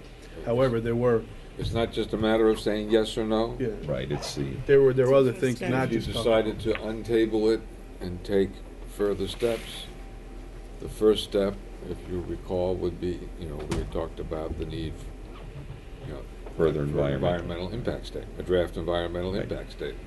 And our environmental consultant had presented cost estimates and some options as to what could be looked at in the environmental impact study. Under any option, it's going to be a substantial cost Right. figure. So it's not just a matter of saying yes or no. The first step in the process is going to be, if you untabled it, would be to decide that you're willing to spend, you know, substantial dollars for, you know, a further study. But I think we decided we didn't want to do But I that. think that's the key. I mean, if we as a board said, oh, we're going to study, if we get a majority vote on that, then at least that would be a positive indication to the Glennon family that the village would be willing. If the village board said, no, we're not going to spend, then they know exactly, and then they have the answer. And so I think that, you know, waiting, I mean, we've talked about the traffic, we've talked about the other piece, so at some point, you know, we owe it to them to at least put it in front of this board in the not too distant future to say yes or no. And that's the only fair thing to do for the ones. That's why I was asking what Yeah. Tuckahoe was at, because part of the things Yeah. that, not myself, but other trustees on the board brought up, one, to see what the 39 looked like when all Yeah. that was done, Yeah. and the Tuckahoe project. Neither of which are complete. Right. Or Well, one, we can see how that's coming along, that's the road. Tuckahoe, I don't know where the hell it's at. yeah. Well, we got to find out that too, so, but I think it's, I think that would we owe it help. to them. But to get the decision which we owe them, I think getting some better Yeah. idea of those 2 points will help along. Well, the good thing, one of the things that concerned me about the road is that, when we got into the environmental, it had to have traffic studies. And the traffic studies would have been done during a time frame in the winter when they actually had road construction, and the numbers, in theory, would have been skewed. Correct. And that was- So so that was the if third we part. do make the decision to move forward with the environmentals, the traffic studies would be done in the heat of the summer season with County Road 39 complete. And then it would be a true view of kind of the activity on the road at that point in time, if we chose to do that. Okay. All right. Any other comments or from the public or the board? Okay. We'll continue with the agenda here. Thanks, guys. At the public hearings, we still have the proposed budget. Steve, we're in the middle of the public hearing on that. There's a copy of the budget right here if anyone has any questions on that. Do we have any comments from the public in reference to the budget? Do we have any comments from the board members in reference to the budget? Cleared the Ask room, Steve said one budget. question, Mark? Yes. Yeah. Steve, so you see all this building activity going on, or at least there seems like a fair amount of building activity going on in the village, and small houses being torn down and replaced with far more expensive ones and so on. And I'm looking at your numbers here, and I'm trying to figure out to what extent was our revenue going to rise this year if we, just with whatever additional revenues would come by virtue of the fact that, what was once a $400,000 house is now $1.5 million house, or a $10 million house, and so on. And to what extent do our revenues increase just naturally? If you not change the tax rate and just looking at the taxable value change would be $300,000. That's all. Right. Now, I just want to point out also that we did have, it's the whole change in the taxable value is a spreadsheet in here, but even though there was quite a bit of building in the village, and obviously without tax cap calculation, the tax-based growth factor was 3.36%, which was the highest of any village in New York State. Our taxable value only went up 1.53% because we had a lot of certiorari work where Bill McCoy was coming in and people that grieved their taxes last year. That compensated for the growth that you see. Okay, so even though, to recap, our tax-based growth factor was up 3.3%, our taxable value only went up 1.53%. So you had pieces go the other way. Yeah, partially offsetting it. And but the good part about that is that, most of that work is all associated with condominiums and Right. townhouses. Correct. And all of that has been corrected, so, It's been corrected, but we have to pay for it next year, and Next year. hence we have a Yeah. large increase in our claims Right. line item for the but budget. the following year will actually be in a good shape because Yeah. we won't have that outstanding claim. Right. No, Bill did a good job cleaning up a lot of it. It's been on the table for a long time. Yeah. And he made concessions in this past year so that we're not looking at larger claims down the road. But obviously, the previous years, we have to go back and, that's coming through the course at this point in time. Right. Okay. Do we have any other comments in reference to the budget? So, we've had 2 public hearings on this. As opposed to closing the public hearing and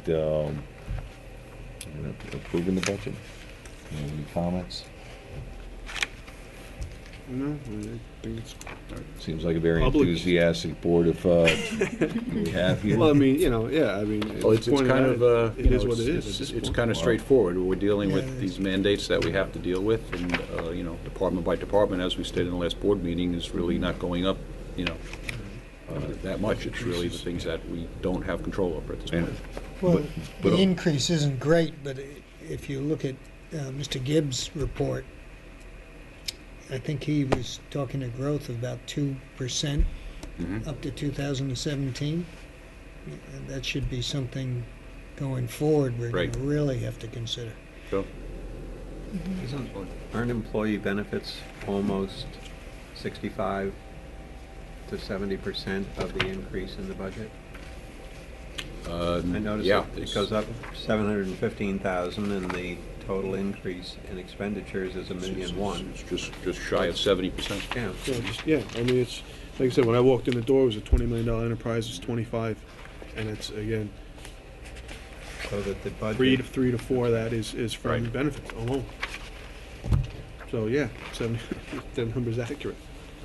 And as we, discussed last meeting, when I gave you the 12-year mandate analysis, you had asked me to put on the number of retirees on the health plan, which has increased from 34 in 2000 to 67 in 2013. And our staffing has gone up in 2008, 2009, but we're actually down in the 2013 year. We had a height of 114 in 2009, and we're at 106 in the current year. Yeah, I mean, we peaked at one point, we brought it back. Yeah. But of course, you're still dealing with the health insurance and rising retirement rates. The retirement, the police retirement's almost $200,000, and the state retirement program's almost $200,000, and the police retirement's $100,000. Another 105.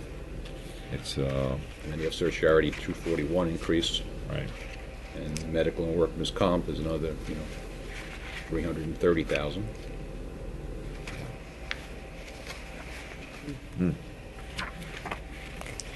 Well, the great thing about having you sitting in that chair is we have the answers to all the questions that we, which Good or They're not good answers. well, you know what? They're honest As long as you answers. have them.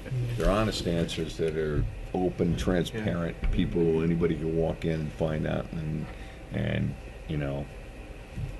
the reason why the room's not filled up with people coming and beating us up over the budget is because of the work that you do. Thank you.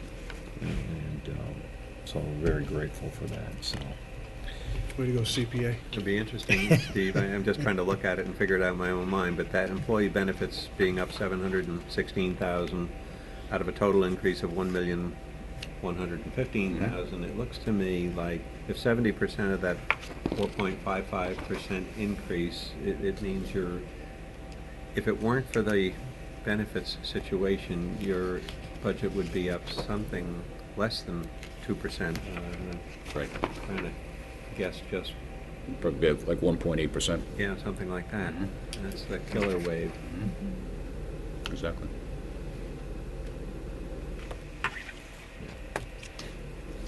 So it's not really just throwing money at everything that sticks its head up and so on. It's just, we're gonna, No, Right. I mean, I know at it's one a bad point. business to be in, Yeah. government. No, but one point though, people questioned that when they saw the increases, and then, okay, is there some, bad spending going on, or is there something irresponsible going on? And I think you've even come along in the last 2 years alone and seeing that that's not the case. Yeah. And you just pointed out, you just hit it on the head with where the increases are. Our head count is going down. We've actually reduced staffing levels all across the board. We haven't done any major projects that haven't been funded or granted, so it's very important, where people see where, unfortunately, these increases come from. But it's also, that's what keeps the village what it is the staff that we have to maintain it. Now, going forward, I think there's ways to look out through sub, and there's other ways to, going forward, we need to, because as when J.D. Singh brought up, what are we doing, us, and what's the state doing? In another 20 years, the system will look different with the tiering and the pensions and hopefully the contributions. right now, unfortunately, what we are paying and what we're putting in place over, it takes decades to get to this point. It's going to take decades to realize the fix. And we are now currently in the brunt of it because we have an aging force in some of our departments, and we have impending, it's just, unfortunately, it's the way it is. But I think, we get beyond a certain wave. I think what we've done with contract negotiation and what the state has done will help fix that. And we're also going to have younger, workforce in all the respective departments. So it will be realized. Just right now, I think we just kind of see the worst of it. So, when we close the public, we'll close the public hearing and then we'll vote on All this. right, give a motion to close the public I'll hearing? make a motion. Second? Second? All in favor? And you can have a motion to adopt the proposed budget for the fiscal year ending May 31st, 2014, in the amount of $25,615,072. I'll make that motion. Second? Second. Roll call vote. Trustee Yaz? Aye. Trustee Irving? Aye. Mayor Epley? Aye. Trustee McCann? Aye. Trustee Hattrick? Aye. Okay, adopted.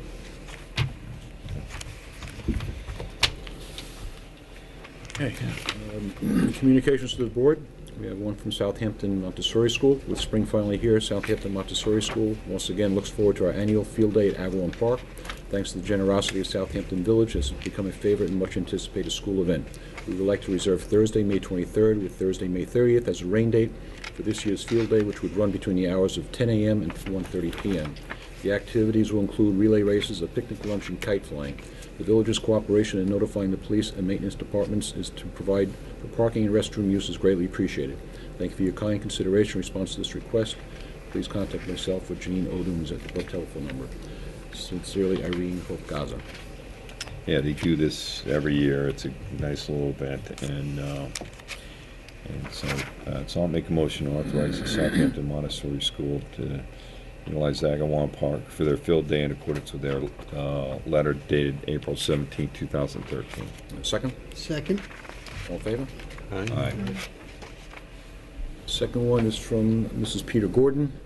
As a resident of Southampton at 284 Cooper's Neck Lane, Southampton, I would like to request pedestrian lights at the corner of Main Street and Job's Lane. Pedestrians would cross more safely with a dedicated pedestrian light since cars are both turning and traveling forward from the corner.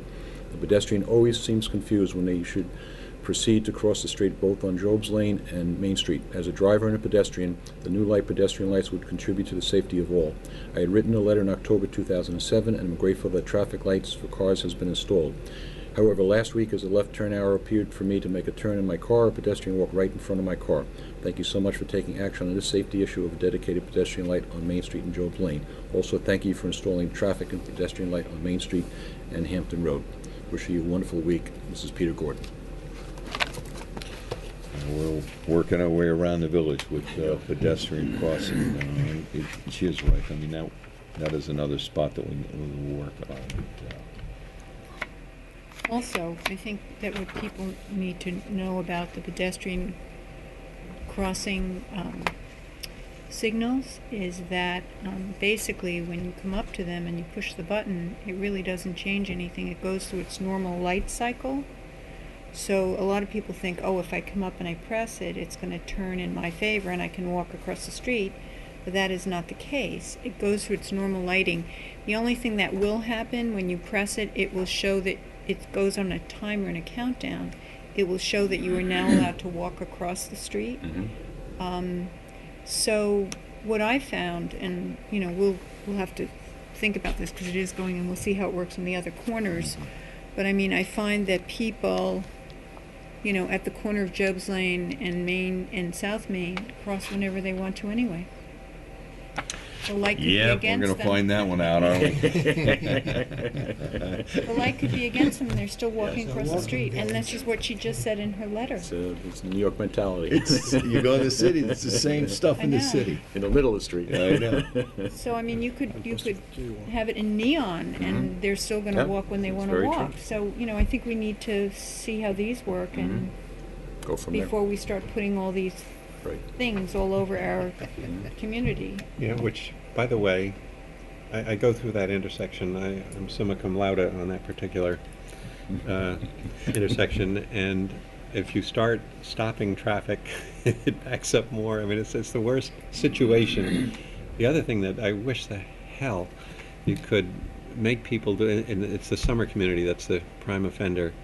They walk across those streets and they couldn't walk slower. Sometimes I see them looking up like they're looking for the skyscrapers that aren't here or something. I don't know what the hell is going through their mind. They're on the phone, but they go down, they have they gear down. They go way down and creep through there. But anyhow, it's a hopeless I think the hopeless hardest case. part is when Don't you're even- at the traffic light and Tell it her it's turns in hopeless. your favor, and people decide they're going to cross. Well, you have the light and they don't. And No lack of accountability. there's no rhyme or reason as to.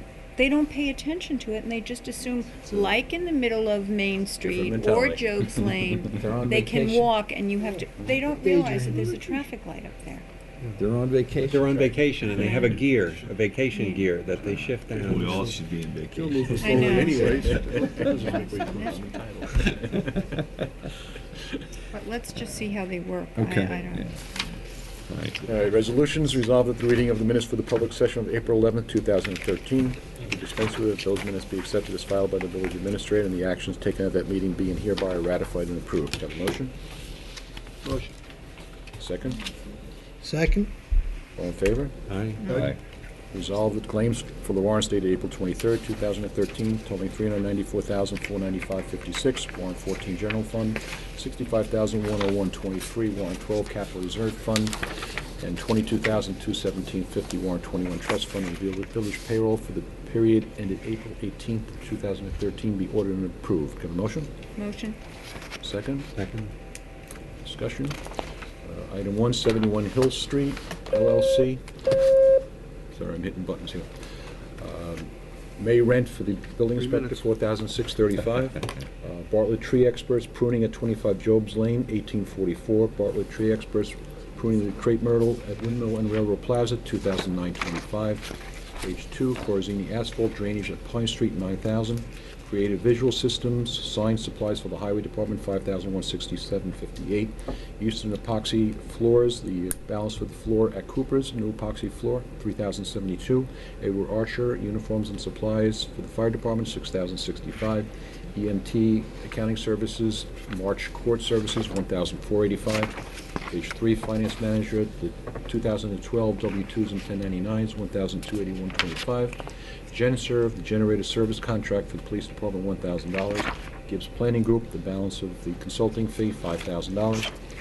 Page 4, Long Island East Printing, calendars for the Fire Department, $2,500. Page 5, Midtech Resource, stretchers for the ambulance, $1,433.59.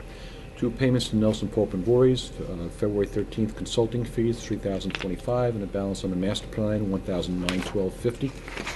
Page 6, Nugent and Potter, parts and materials for the Water Rescue Squad for the Fire Department, $1,576. New York State Health Insurance for May 2018, $218,958.80. Page 7, Office of State Controller for February, $12,368.50, and March for $10,805. That's the court fees.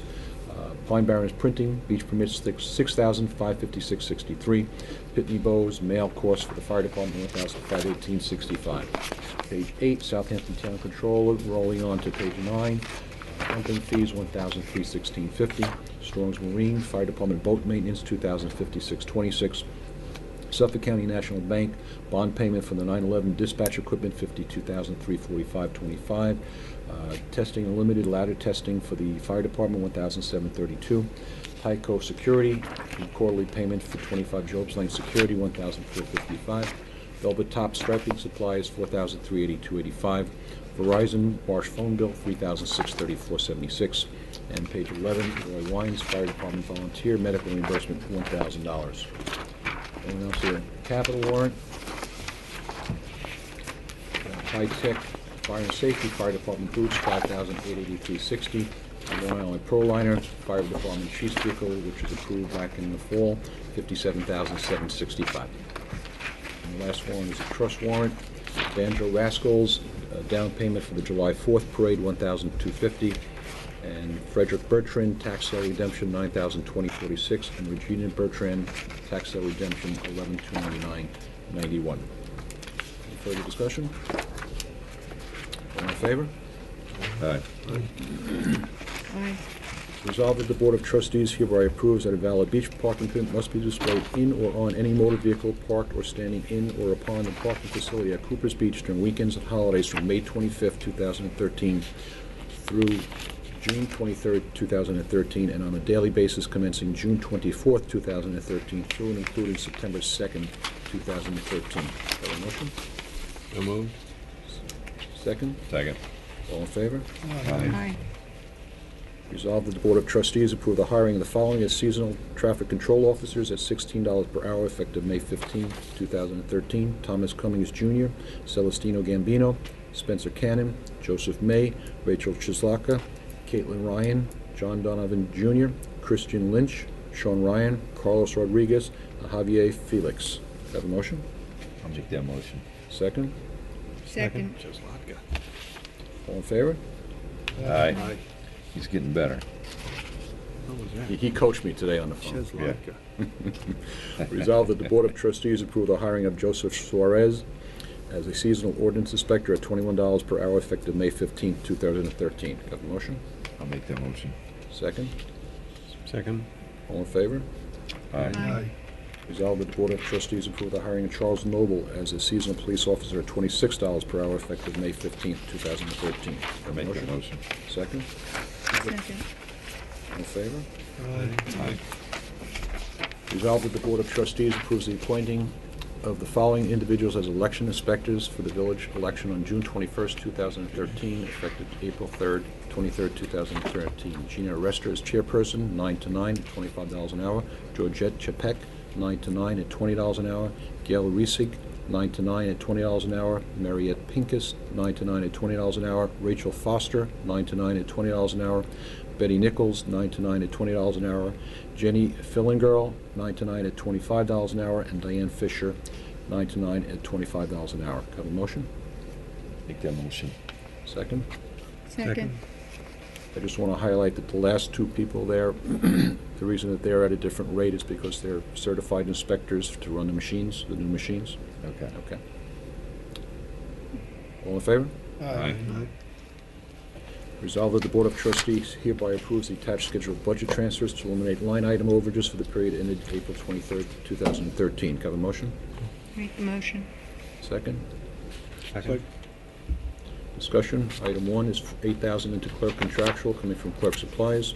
Item 2, $500 into heliport utilities from DPW contractual. Third item is $2,000 into central garage supplies coming from contractual. Next one is radio operators overtime, $5,000 coming from police holiday vacation and travel. Next one is $4,000 to fire contractual from fire miscellaneous. And then we have $3,000 going to zoning contractual, $3,000 into planning contractual, $1,000 from ARB contractual, with $2,100 coming from employee benefits unemployment, and $4,900 from employee benefits Social Security. Further discussion? All in favor? Aye. And last is resolved that the Board of Trustees hereby approves the following payments from the capital reserve account subject to permissive referendum. High-Tech Fire and Safety, $5,883.60. Long Island Proliner, $57,765. Strategic Safety Dynamics, $754.20. And Whitmer Associates, $698.43. Got a motion? Make the motion. Second? Second. All in favor? Aye. Aye. Could you sort of explain the Long Island Proliner? That was the chief's vehicle, the fire department Yes. chief's vehicle. Okay. That went out to bid, I believe it was in December of Okay. 2012. The person we interviewed tonight, is that supposed to be voted on tonight? We did that. Oh, that's Did right, we that. actually I did had to that. interrupt Gary on Okay, it. yeah. All right, discussion items, we brought up last time about making revision in section 86-12 for beach parking dates.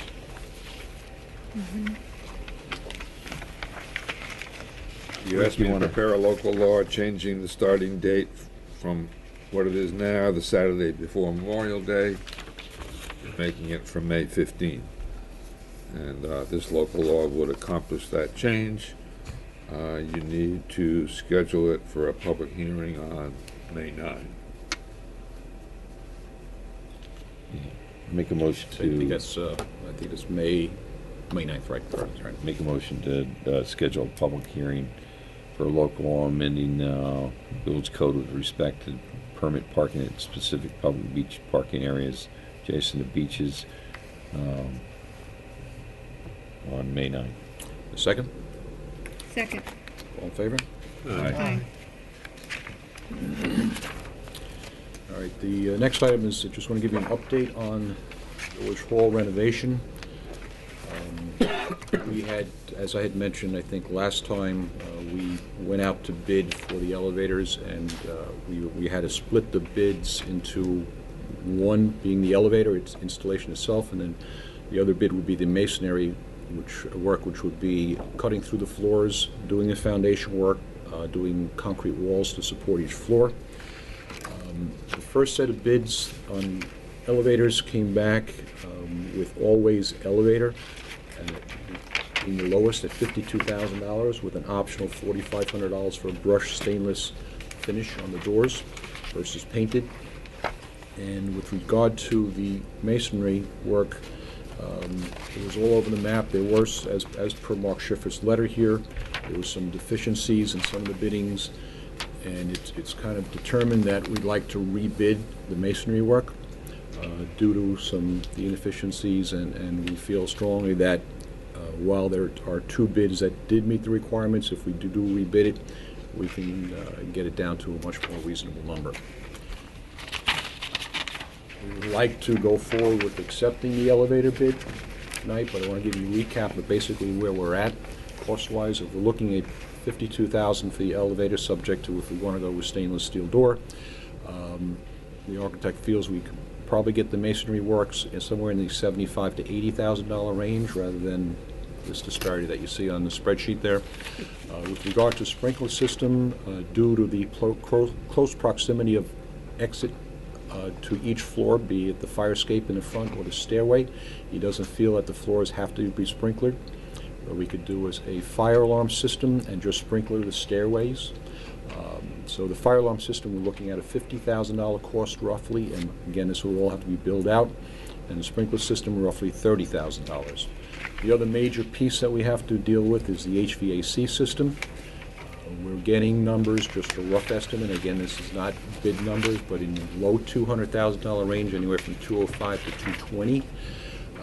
I do want to highlight that close to half that number is to replace the boiler that's downstairs now, that we have to do anyway.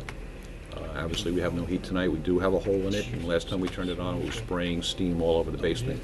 Obviously, it's shut down.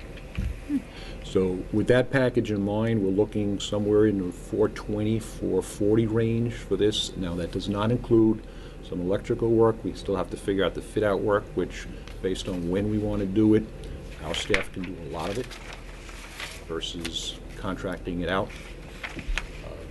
So that's basically where we're at. We did approve the $600,000 bond, which I'm planning on closing sometime next month. $100,000 of that will be put aside for the balance of the Agawam World War I memorial restoration. But the rest we have about the $500,000 to deal with. And we can decide when we want to start the work.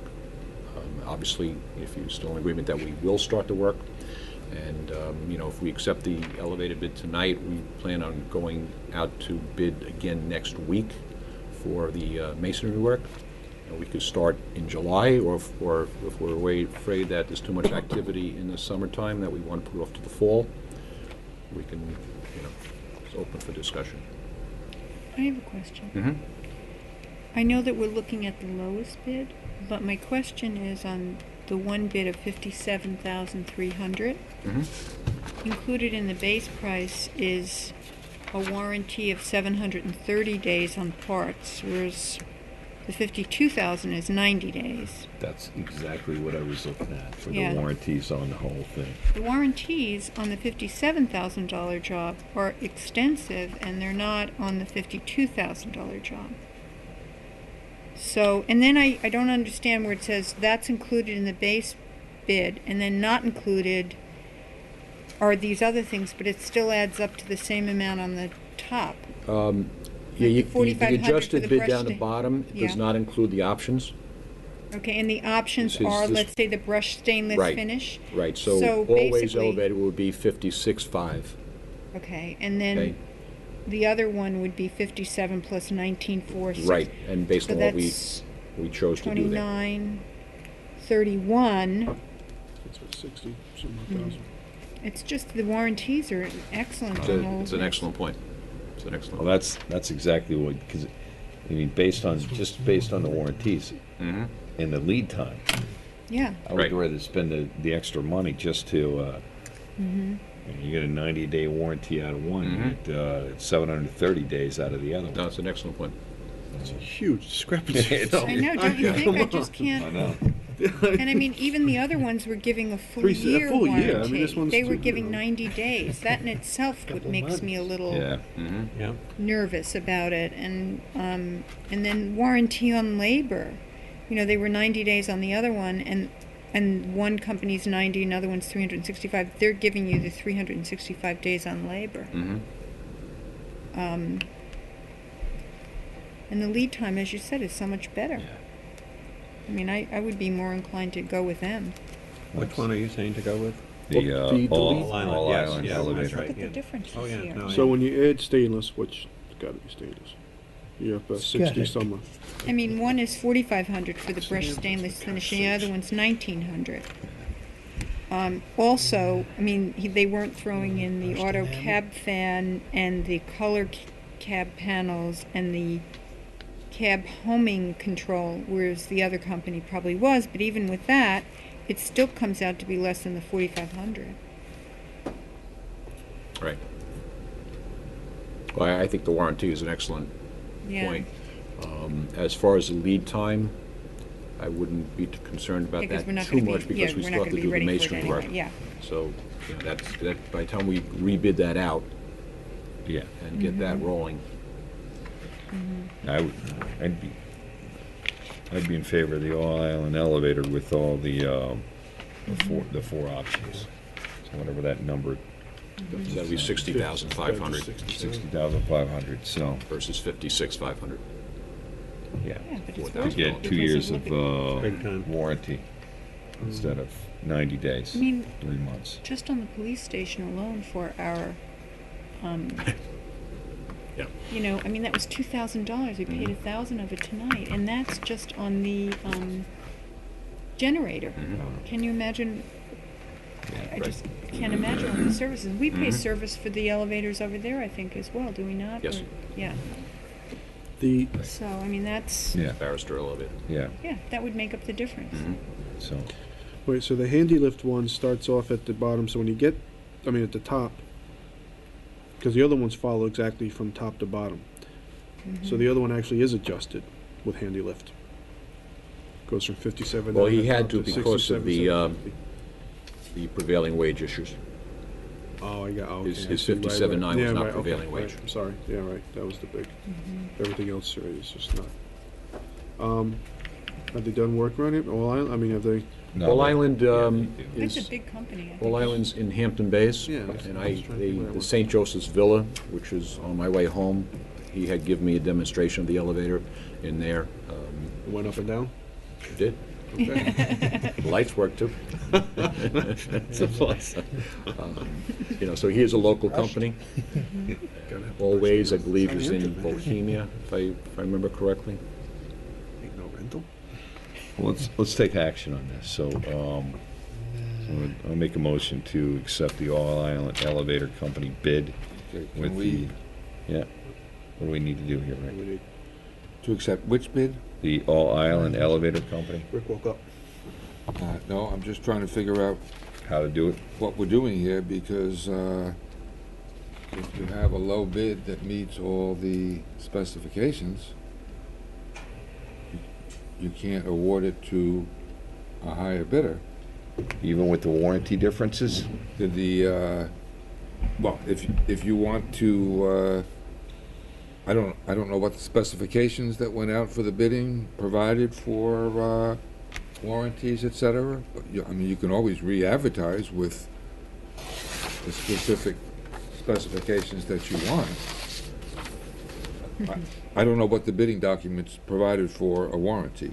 But what I can do is to explore this warranty issue with the bidding documents, and we could do it on May 9th. Okay. Since we are, the more important thing is I'd like to get your approval to rebid the masonry work tonight, because that's going to take some time. So I think waiting to May 9th is not going to hurt us. On this elevator, I can clarify some of the questions raised this evening. Okay. And the masonry from 67 to one, it literally doubled. It was across the map, and after Mark had reviewed these bids, and some were prevailing wage, some weren't, there was a lot of difference in the specifications, and after, reviewing with Gary and some of the other requirements, it's supportable to rebid it. It makes sense to rebid it, but, that's the main thing. So let's rebid it that then, and then what we'll do is we'll check that out, and maybe we have to come back and rebid the elevator too. Okay. If there's, I just get very concerned about taking an elevator with a 90-day warranty on it. That's my. It's not much of a warranty. Agreed. Yeah. We're going to send you. Apparently, the bidding documents didn't require Yeah. a longer warranty. So if you re-advertise, and you can add to the. But Well, now that we know we if could the get it bid for that amount, we requirements could do ask not for that. specify the warranty, don't we have a basis for going with the other one because it's offering a better package? I mean, if Well, that's it may what be the- offering a better package, but if the low bid meets the specifications, and you've now decided that you don't like the specifications that you put I see out, your which point. happens frequently, Mm-hmm. you have the right to decide to re-advertise and with new specifications. Okay. And then you would specify the minimum warranty period that you want. 130 days. I don't know what the bidding asked for. I don't know why different See, people their would bid goes offer way different warranties Right. unless the bidding didn't, unless the bid documents that didn't specify a warranty Mhm. period. I mean, I don't know what the bid documents Yep. did. So we'll check to see. Okay. First off, I'll check that. And I'm just going by Mark Schiffert's cover letter, which says that Always Elevator Inc. meets all the requirements of the bid documents. Yeah. If he's right on that, and we now decide that we don't want a 90-day warranty, we have to re-advertise. Also, the other thing is, on the maintenance, if Mhm. there's some way that we can be more specific, because one company says they're not giving any maintenance, another company says it's warranted, Right. another company gives 90 days of maintenance, and another one gives 365 days of maintenance. And what does that really mean? Does that mean that they come in once a month and check it? I don't know. What does That- the warranty Yeah. entail from the I mean, guys maybe we we like? can be specific and find out what most other companies that have elevators require. Like maybe they require, it to be checked on a monthly basis. Maybe they require it to be checked on a quarterly basis. Yeah. And then we can put that in our bid package as well, and what we're Right. expecting. Okay. Good point, because in my condo, we all have elevators, and it's a pain in the neck. These annual contracts we end up with, so you probably should find out what kind of a warranty or charges are going to be levied per year or something like that, whatever. Good catch, attorney. There you go. Wow, you woke up on that one. See, everybody thinks that Rick sleeps over there. He's not sleeping. We're ready. We could. You just He's hiding save- behind the save screen, some- but he's save not some- sleeping. saved some potential egg on the There you face go. there. Okay, so we'll so check happy. the bid documents. Okay. on that. So we need to do a motion to authorize us to rebid that, right? Right. So I'll make a motion to authorize us to rebid the masonry. Second? Second, sir. All in favor? Hi. I have a question on that, though, when we're looking at it. Responsive bid. First one is no late. Second one is no, is that incomplete? What does that mean? INCOMP? Incomplete. Okay. No incomplete, no prevailing wage. What does that all mean? obviously the responsive why bit we- is no, right? Right. The reason behind it. Yeah. What is the reason behind it? Well, Three One of Diamond them's wasn't. late, one of them's incomplete bid package, incomplete bid, and that's, they probably bid that out without prevailing wage.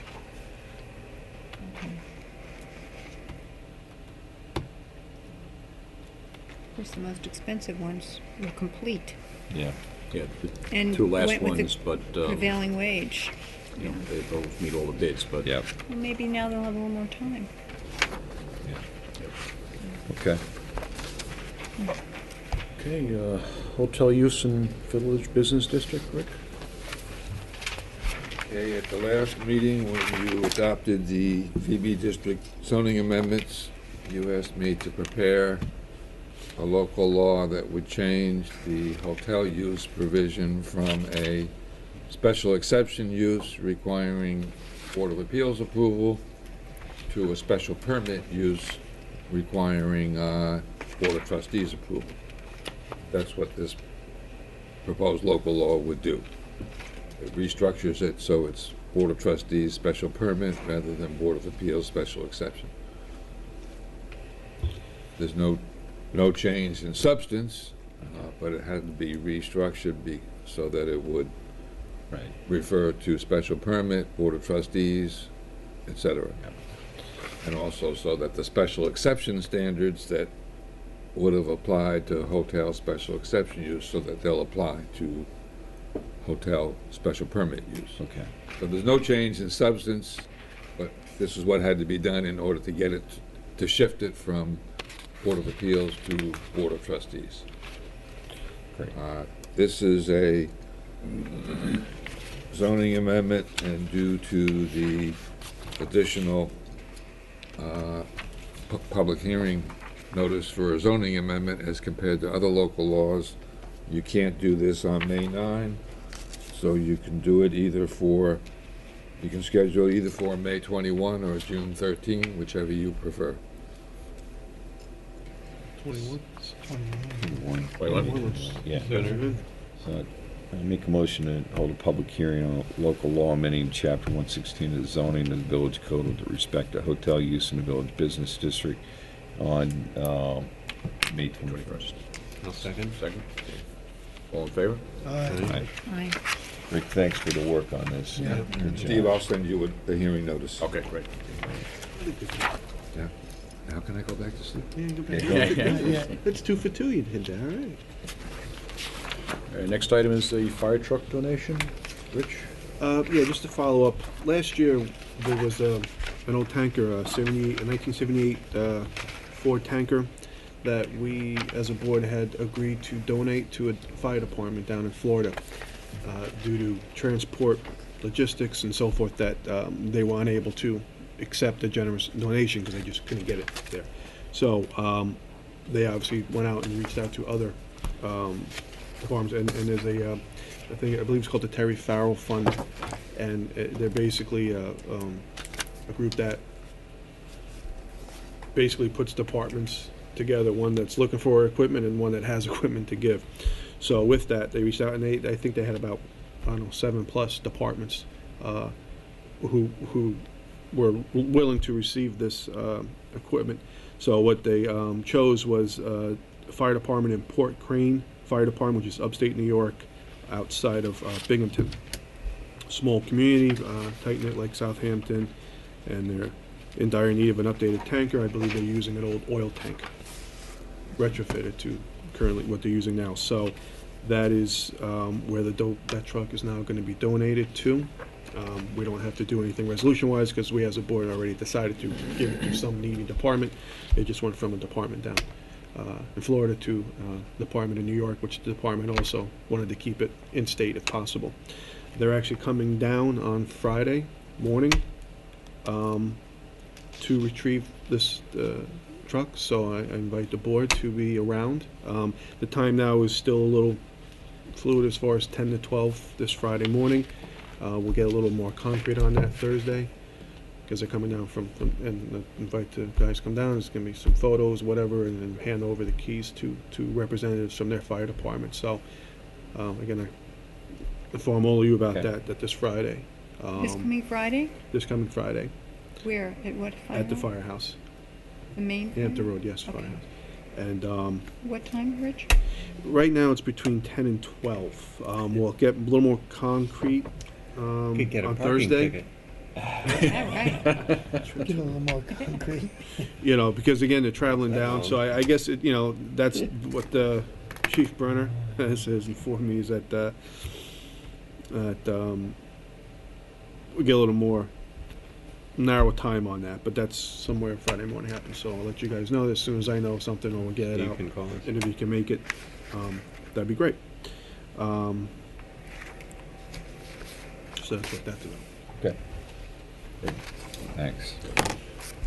All right, and the last one is Red Knights Bike Ride Fundraiser on Sunday, May 5th, 2013. The Red Knights New York Chapter 25 Motorcycle Club is planning to host its 8th annual Bike Blessing and Ride. The Red Knights Club is an international organization of firefighters and friends who come together to support charitable causes and promote bike safety. Blessing and Ride is a fundraiser to benefit the Stony Brook University Hospital Volunteer Firefighters Burn Center Fund. Bike busting is held at the North Sea Firemen's Memorial Field on Noyak Road. The ride goes from the field to Montauk Point and back. This year, due to safety concerns with the construction of County Road 39, the club is looking to alter its normal route. We would like to avoid the construction by traveling south on North Sea Road to North Main Street to Hampton Road, then east to the Princess Diner. We anticipate that the ride will go through the village at approximately 12 to 12:30 p.m. We return to the field by a different route through Sag Harbor. We hope you're able to support this change in our route this year. Rich, you want to elaborate on that a little bit more? Again, they reached out to me, the Fire Department Chief Dennis Roy, and again, Second Assistant Chief Chris Brenner got back to me with some information on it. As it says, they typically do this, and they go through County Road. So they're asking if they could come through, as a state, and come down North Sea to North Main and cut a left on Hampton going east. Of course, I have to bring it here because, as we've always said in the past, having bicycles or a pedestrian, they can use the road, but once we have to start, and plus, I don't know if we have something scheduled, so that's why I said to, bring it up when we go this route, see what the board thought. I didn't commit on it either way. I mean, they're all volunteer firemen, and it's a good cause, and it's May 5th on a Sunday, and it's really After 12. after 12. It's not like they're Isn't not there going to be interrupting. construction going on in Montauk Highway out by East Hampton? I'm sorry? Isn't there construction going on in Montauk Highway in East Hampton? Yeah. Yes. So, I mean, I wonder if they'll run into any of that.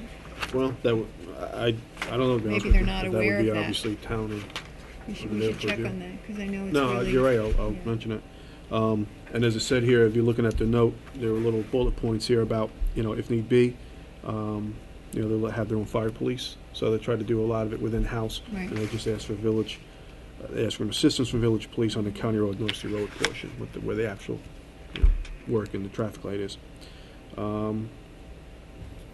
So, We can support. I mean, I would support this. Yeah. I think you should really look into that, though, because Yeah, I know East that Hampton. it's ongoing now, and it's... no, you're right. I don't I'm know if that assuming would they have an have- they had effect them- on them. They I do don't, have I them wouldn't want to see anybody Yeah, no, being you're right, I hurt. remember that. So, and again, I didn't want to be presumptuous and just say go ahead, because even though it was taking only a small portion of the area for a small amount of time, it's still. Right. So make a Problem with motion that, I here, just wanna make sure authorize. it's safe. Yes, then, with the board's blessing, I'd like to make a motion to authorize the Red Knights ride on Sunday, May 5th. Second? Second that. All in favor? Aye. Okay. Comments from board members here. Gaz? Yeah, I just want to touch on a tour that we all did as a board the other day. And I'm sure that I'll just touch briefly on it from what I got from it. And then thanks, again, large part to Bill, Trustee Hattrick, organized a tour of West Hampton Dunes through Aram and his group about how, and it got mentioned tonight, how, beach erosion is an issue, not just within Southampton Village, but along the whole coast, eastern coast of Long Island, all Long Island. And what to do and what we could do as certainly as an elected body to get ahead of it. So we did go out and in particular visit West Hampton Dunes, which is a reconstructed beach area And I'll admit I haven't been there in a while myself, so it was educational in different parts of West Hampton, starting in the furthest west and coming back east towards West Hampton. And it was pointing out the success of this beach restructuring and a large part of what's been introduced to us and presented to us as a board and to the public. So it was actually good to see it in place and see how it was put, when especially West Hampton Dunes was decimated back in the 80s, I guess it was. So to see how that has been rebuilt successfully. It underscores the importance of planning, and we've again touched on it earlier tonight. We've done a master plan, and I'm sure the mayor's going to talk more about it, but there's a master plan for the village, business district, and so forth. So I think this underscores how we have to, us and other people, but certainly get ahead of it, because planning is essential. Planning is very important. A large part of what we discussed tonight, the input from the public's good, and that's the next thing I think we're going to definitely need to address on a more formal level, and also along the planning part, but from the other day, it's important, and I'll even touch on something Trustee Irving said last week, or last meeting. Some people came up and discussed their dissatisfaction with some of the board's decisions, some of our boards. And I think Trustee Irving brought up a very good point, that the people that sat on him being one of them at one point, the people that are devoting time and energy to do these, and they get put a lot of hours in, like we all do up here. So I think he touched on a very good point, that it's not so much the people are just up there doing their job with what's in front of them, codes and the zoning and so forth. They're only there to interpret and to make judgment on what's already there. And I think he was accurate in saying that I think the members of the board are getting a bad rap when they're just there to do their job. Now the decisions are based on what's in front of them, and there's sometimes they're pretty cut and dry, and sometimes you can't deviate too much. So I really think, and that comes back to where it's all about planning and master planning and make sure it gets defined, and I think that's important what we're doing in the business district, and analyzing, to some people think to death, the need of a supermarket, but that's what we're here to do, and on behalf of the many different input from the village, it's very important. And another thing I took away from the West Hampton Dunes, again, my own personal thing, was, I think I pointed out to the mayor, was the reconstruction of it was very successful, to the point where there's a lot of building on it. If anybody's ever driven down there, it's house upon house upon house, very large house upon house upon house, which is, again, obviously what that area has chosen to do, because that's what's attracting those people to build and buy there. And condos by the... This is beyond the condos. If you remember, they're just the houses. Yes, beyond right. The condos. The West Hampton Dunes Incorporated Village part was large house. It was like looking at a row in Brooklyn, but of course the houses are 5 times the size. So again, which is obviously what that incorporated village chose to do. That was their goal, to build houses like that.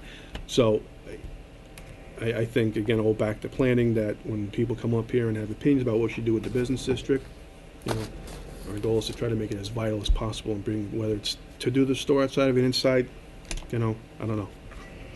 I know what I like and what I want, but as a group we decide different things.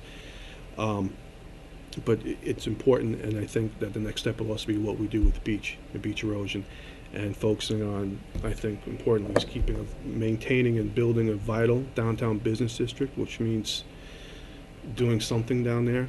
I think people come up, some of the people's fear about going, even to what we just did with the hotel motel, that went back and forth.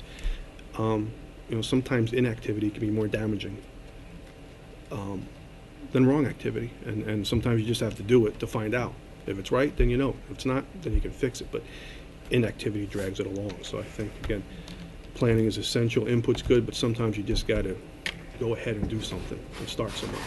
And I think tonight was good that we woke up and point out 2 good things. One with the elevator, but certainly the rewording for hotel motel. And I think that's important to go next of how we want our beaches to be managed. And if there's a problem, which people seem to think, and they're with the dissatisfaction with some of these board decisions, if some things need to be looked at there or tweaked on the residential side, so be it. But I think as a board, we're great direction on managing both our business area and our residential area, and pending what we're going to do with our beach. I think we're ahead of it. And again, I thank you, Bill, for setting that up, that tour, because I learned a lot. Sorry to ramble. I was astonished when I saw it for the first time. I couldn't believe. Well, the only one thing I'm sorry, Michael, go ahead. Yeah, go ahead. Just a few thoughts. I went all over the place, but those are a few things that Yeah. jotted down. Well, Trustee Uskrimsky, that's a hard act to follow. Right, exactly. The advantage of being first. You know, Try to be as brief. Yeah, he was. I'd like to elaborate a little bit more on what he has, more on the beaches, because the beach is such an important aspect of Southampton Village and really all of Long Island. It is evident from being in West Hampton that there are tools available to protect the beach and to protect the homes, and it's imperative that in Southampton Village we protect the houses that are along the beachfront. And if you really think about it, they have every right in the world to protect their own homes. So we need to take a look at hardening structures. We, as Trustee Uskrimsky said, that there's always people on the other side. We need to develop a long-term plan, and a plan that's going to protect this area. And an interesting thing that we saw in West Hampton is groins. And my God, you'd never probably today be able to put a groin system in. I mean, to get the permit would be really hard. But the groins that they put in West Hampton actually created a widening of the beach. It created beach growth. It also created beach nourishment, and the areas behind the groins had 3 dune levels, which is pretty impressive, that I thought anyway, that they were able to accomplish that.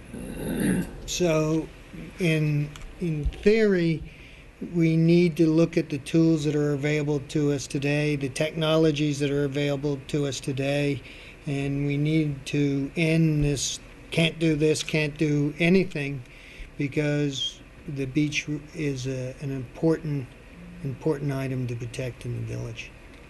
Thanks, Mark. Nancy? Well, I'm going to add to that, too. I thought the fascinating part about the groin structure is that unless you have a severe storm, as what we had last fall season, it really, you don't see it. It's all under sand, and it continues to build up. And according to Aaron Tertunian, that is the one thing that will increase the size of the beach, as opposed to buildings. It will not only it'll increase the size of the beach, and in increasing the size of the beach, you stand a better chance of having less erosion over a period of time.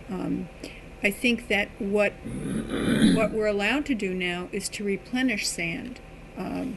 So every year we're facing, if we have a storm, replenishing the sand. Whereas if you have the groins are naturally replenishing the sand for you. So over a period of time, it's not only the correct thing to do from what I can see, but also from a cost point of view, it's an investment in the future. That's the way I look at it. It's an investment in the future of our beaches. So I'd like to be able to see if we could look into that in some way, somehow, in doing it. Okay. Bill? We've all been here long enough to know how critical people can be of anything that ain't red hot or nailed down. You know, that every subject, I'm amazed sometimes how when people are against something, how much more violent they are than when they're for it or for something. And it's funny, at this meeting, this subject came up. Several of the people that were with us were there. And I was surprised at the comments, and you got to stay away from Aaron Terkunian because he's in the business, and you can't go near Chuck because he's in the business. Of course, they're the only ones that know what the heck they're talking about. But it occurred to me that it might be worth a try to see if we could get somebody from the Army Corps of Engineers who built that darn thing, and then ultimately had to refashion it when it caused a problem because at its terminus things went sour. Of course, it wasn't supposed to terminate where it terminated either. But in any event, it's somebody like that who built it and then redesigned it so that it no longer. We just went through Sandy, and Hampton Dunes came through it in great shape, almost better shape than we did. Right. West Hampton, of course, it was almost like the hurricane never occurred. So, it's just a thought that I wish we could pursue it, and somebody like them who are the construction guys and nobody's going to criticize them. Somehow the Army Corps of Engineers sounds pure to me. And it's just a thought. But God knows, I'd asked Steve to do something, and I don't know if you were able to even find out, but he mentioned to me the other day, which gave me the idea, that this city or town of Ocean Beach Long Beach that got so devastated by the hurricane that one of their things, of course, is that their tax base collapsed. And I don't know what the exact repercussions of that were, but the idea of losing our beach, and we might lose Cooper's, and not only the Dune Church, but I don't want to lose the bathing corp. And I'm never going to be a member there, but there's a whole lot, and the houses, and so I really appreciate. Actually, Rich, you were eloquent, and said everything beautifully. So I don't mean to. And that is possible. I think we ought Cameron to try. Beach lost their. Cameron Beach Yes, lost their right. concession. It's possible that could happen. And when Freddie Havermeyer is quoted in the New York Times as saying, "Let everybody move their houses back," all I could think of is Marie Antoinette, of Southampton, saying, "Let them eat cake" or something, and that's just not a sensible solution, and so I wish we could pursue it. And thank you all for your obvious intense interest in a subject that's probably more important than anything. If we get another hurricane next year like we had this year, or another series of other storms, we don't have the defense now that we used to have, and of course we can't act by next fall anyhow. It's a journey of 1,000,000 nights, but it sure would be worth a pursuit. It's true. Well, Bill, I want to reiterate what he said. Thank you for coordinating that, and Steve, and to Aram and Chuck, who also came. Yeah. And we did have some village residents who took the tour also, members of the press. So it was a very educational day. I do know that the town supervisor did reach out to me about us participating on a task force from the East Hampton town and Southampton town and the villages and all, but I'll try to develop a master plan, which is important, and I think that's been a good step. I don't know the date on that, but we're still going to, we're going to look out for the village of Southampton, but we recognize, as Aram said, our biggest fear is not the next couple of years, it's years after that, with the impact of the Georgia Capon movement along here and what would happen. So it's an interesting piece. But just wanted to mention I want to thank the Southampton Garden Club. On Saturday, they did a dedication to the park over at the corner of Windmill and Nugent, where they did a lot of cleanup over there, and beautiful plantings, and put a rock and a plaque to recognize the garden club for that was their 100-year project that they undertook to clean that area up, and they did a fantastic job, and they're making plans for further improvements on that piece of property. This Saturday is a Little League opening day at 1:30 at Downs Family Park, so if everybody can come up and see that would be great. And then also Saturday, May 4th, it's the first time we're doing this, is the fundraiser for the September Fest that we do at the end of September. It's going to be 25 job signed, and just to raise money to help cover the cost of that. So hope everybody can attend, but that's kind of it for me. Can I just, Yeah. I'm sorry, I forgot to mention the passing of Roger Westerhoff. Oh, yes, yes. Yeah, Roger Westerhoff and the Westerhoff family. Roger was a 50-plus year member of the 50-plus year member of Southampton the Fire fire Department, and Time business. owned John Ducks, and greeted everyone with this incredible smile. Yeah. So he was It's definitely another missed. long-time fire department member Yeah. that the department has lost in a village. Yeah. But what a nice man. So, yeah. That being said, we're going to go to the second public comment. Anybody from the public would like to make comment? No? Okay, I'm going to make a motion to adjourn for the purpose of discussing personal matters involving village employees. Second? Second. Favor? Aye.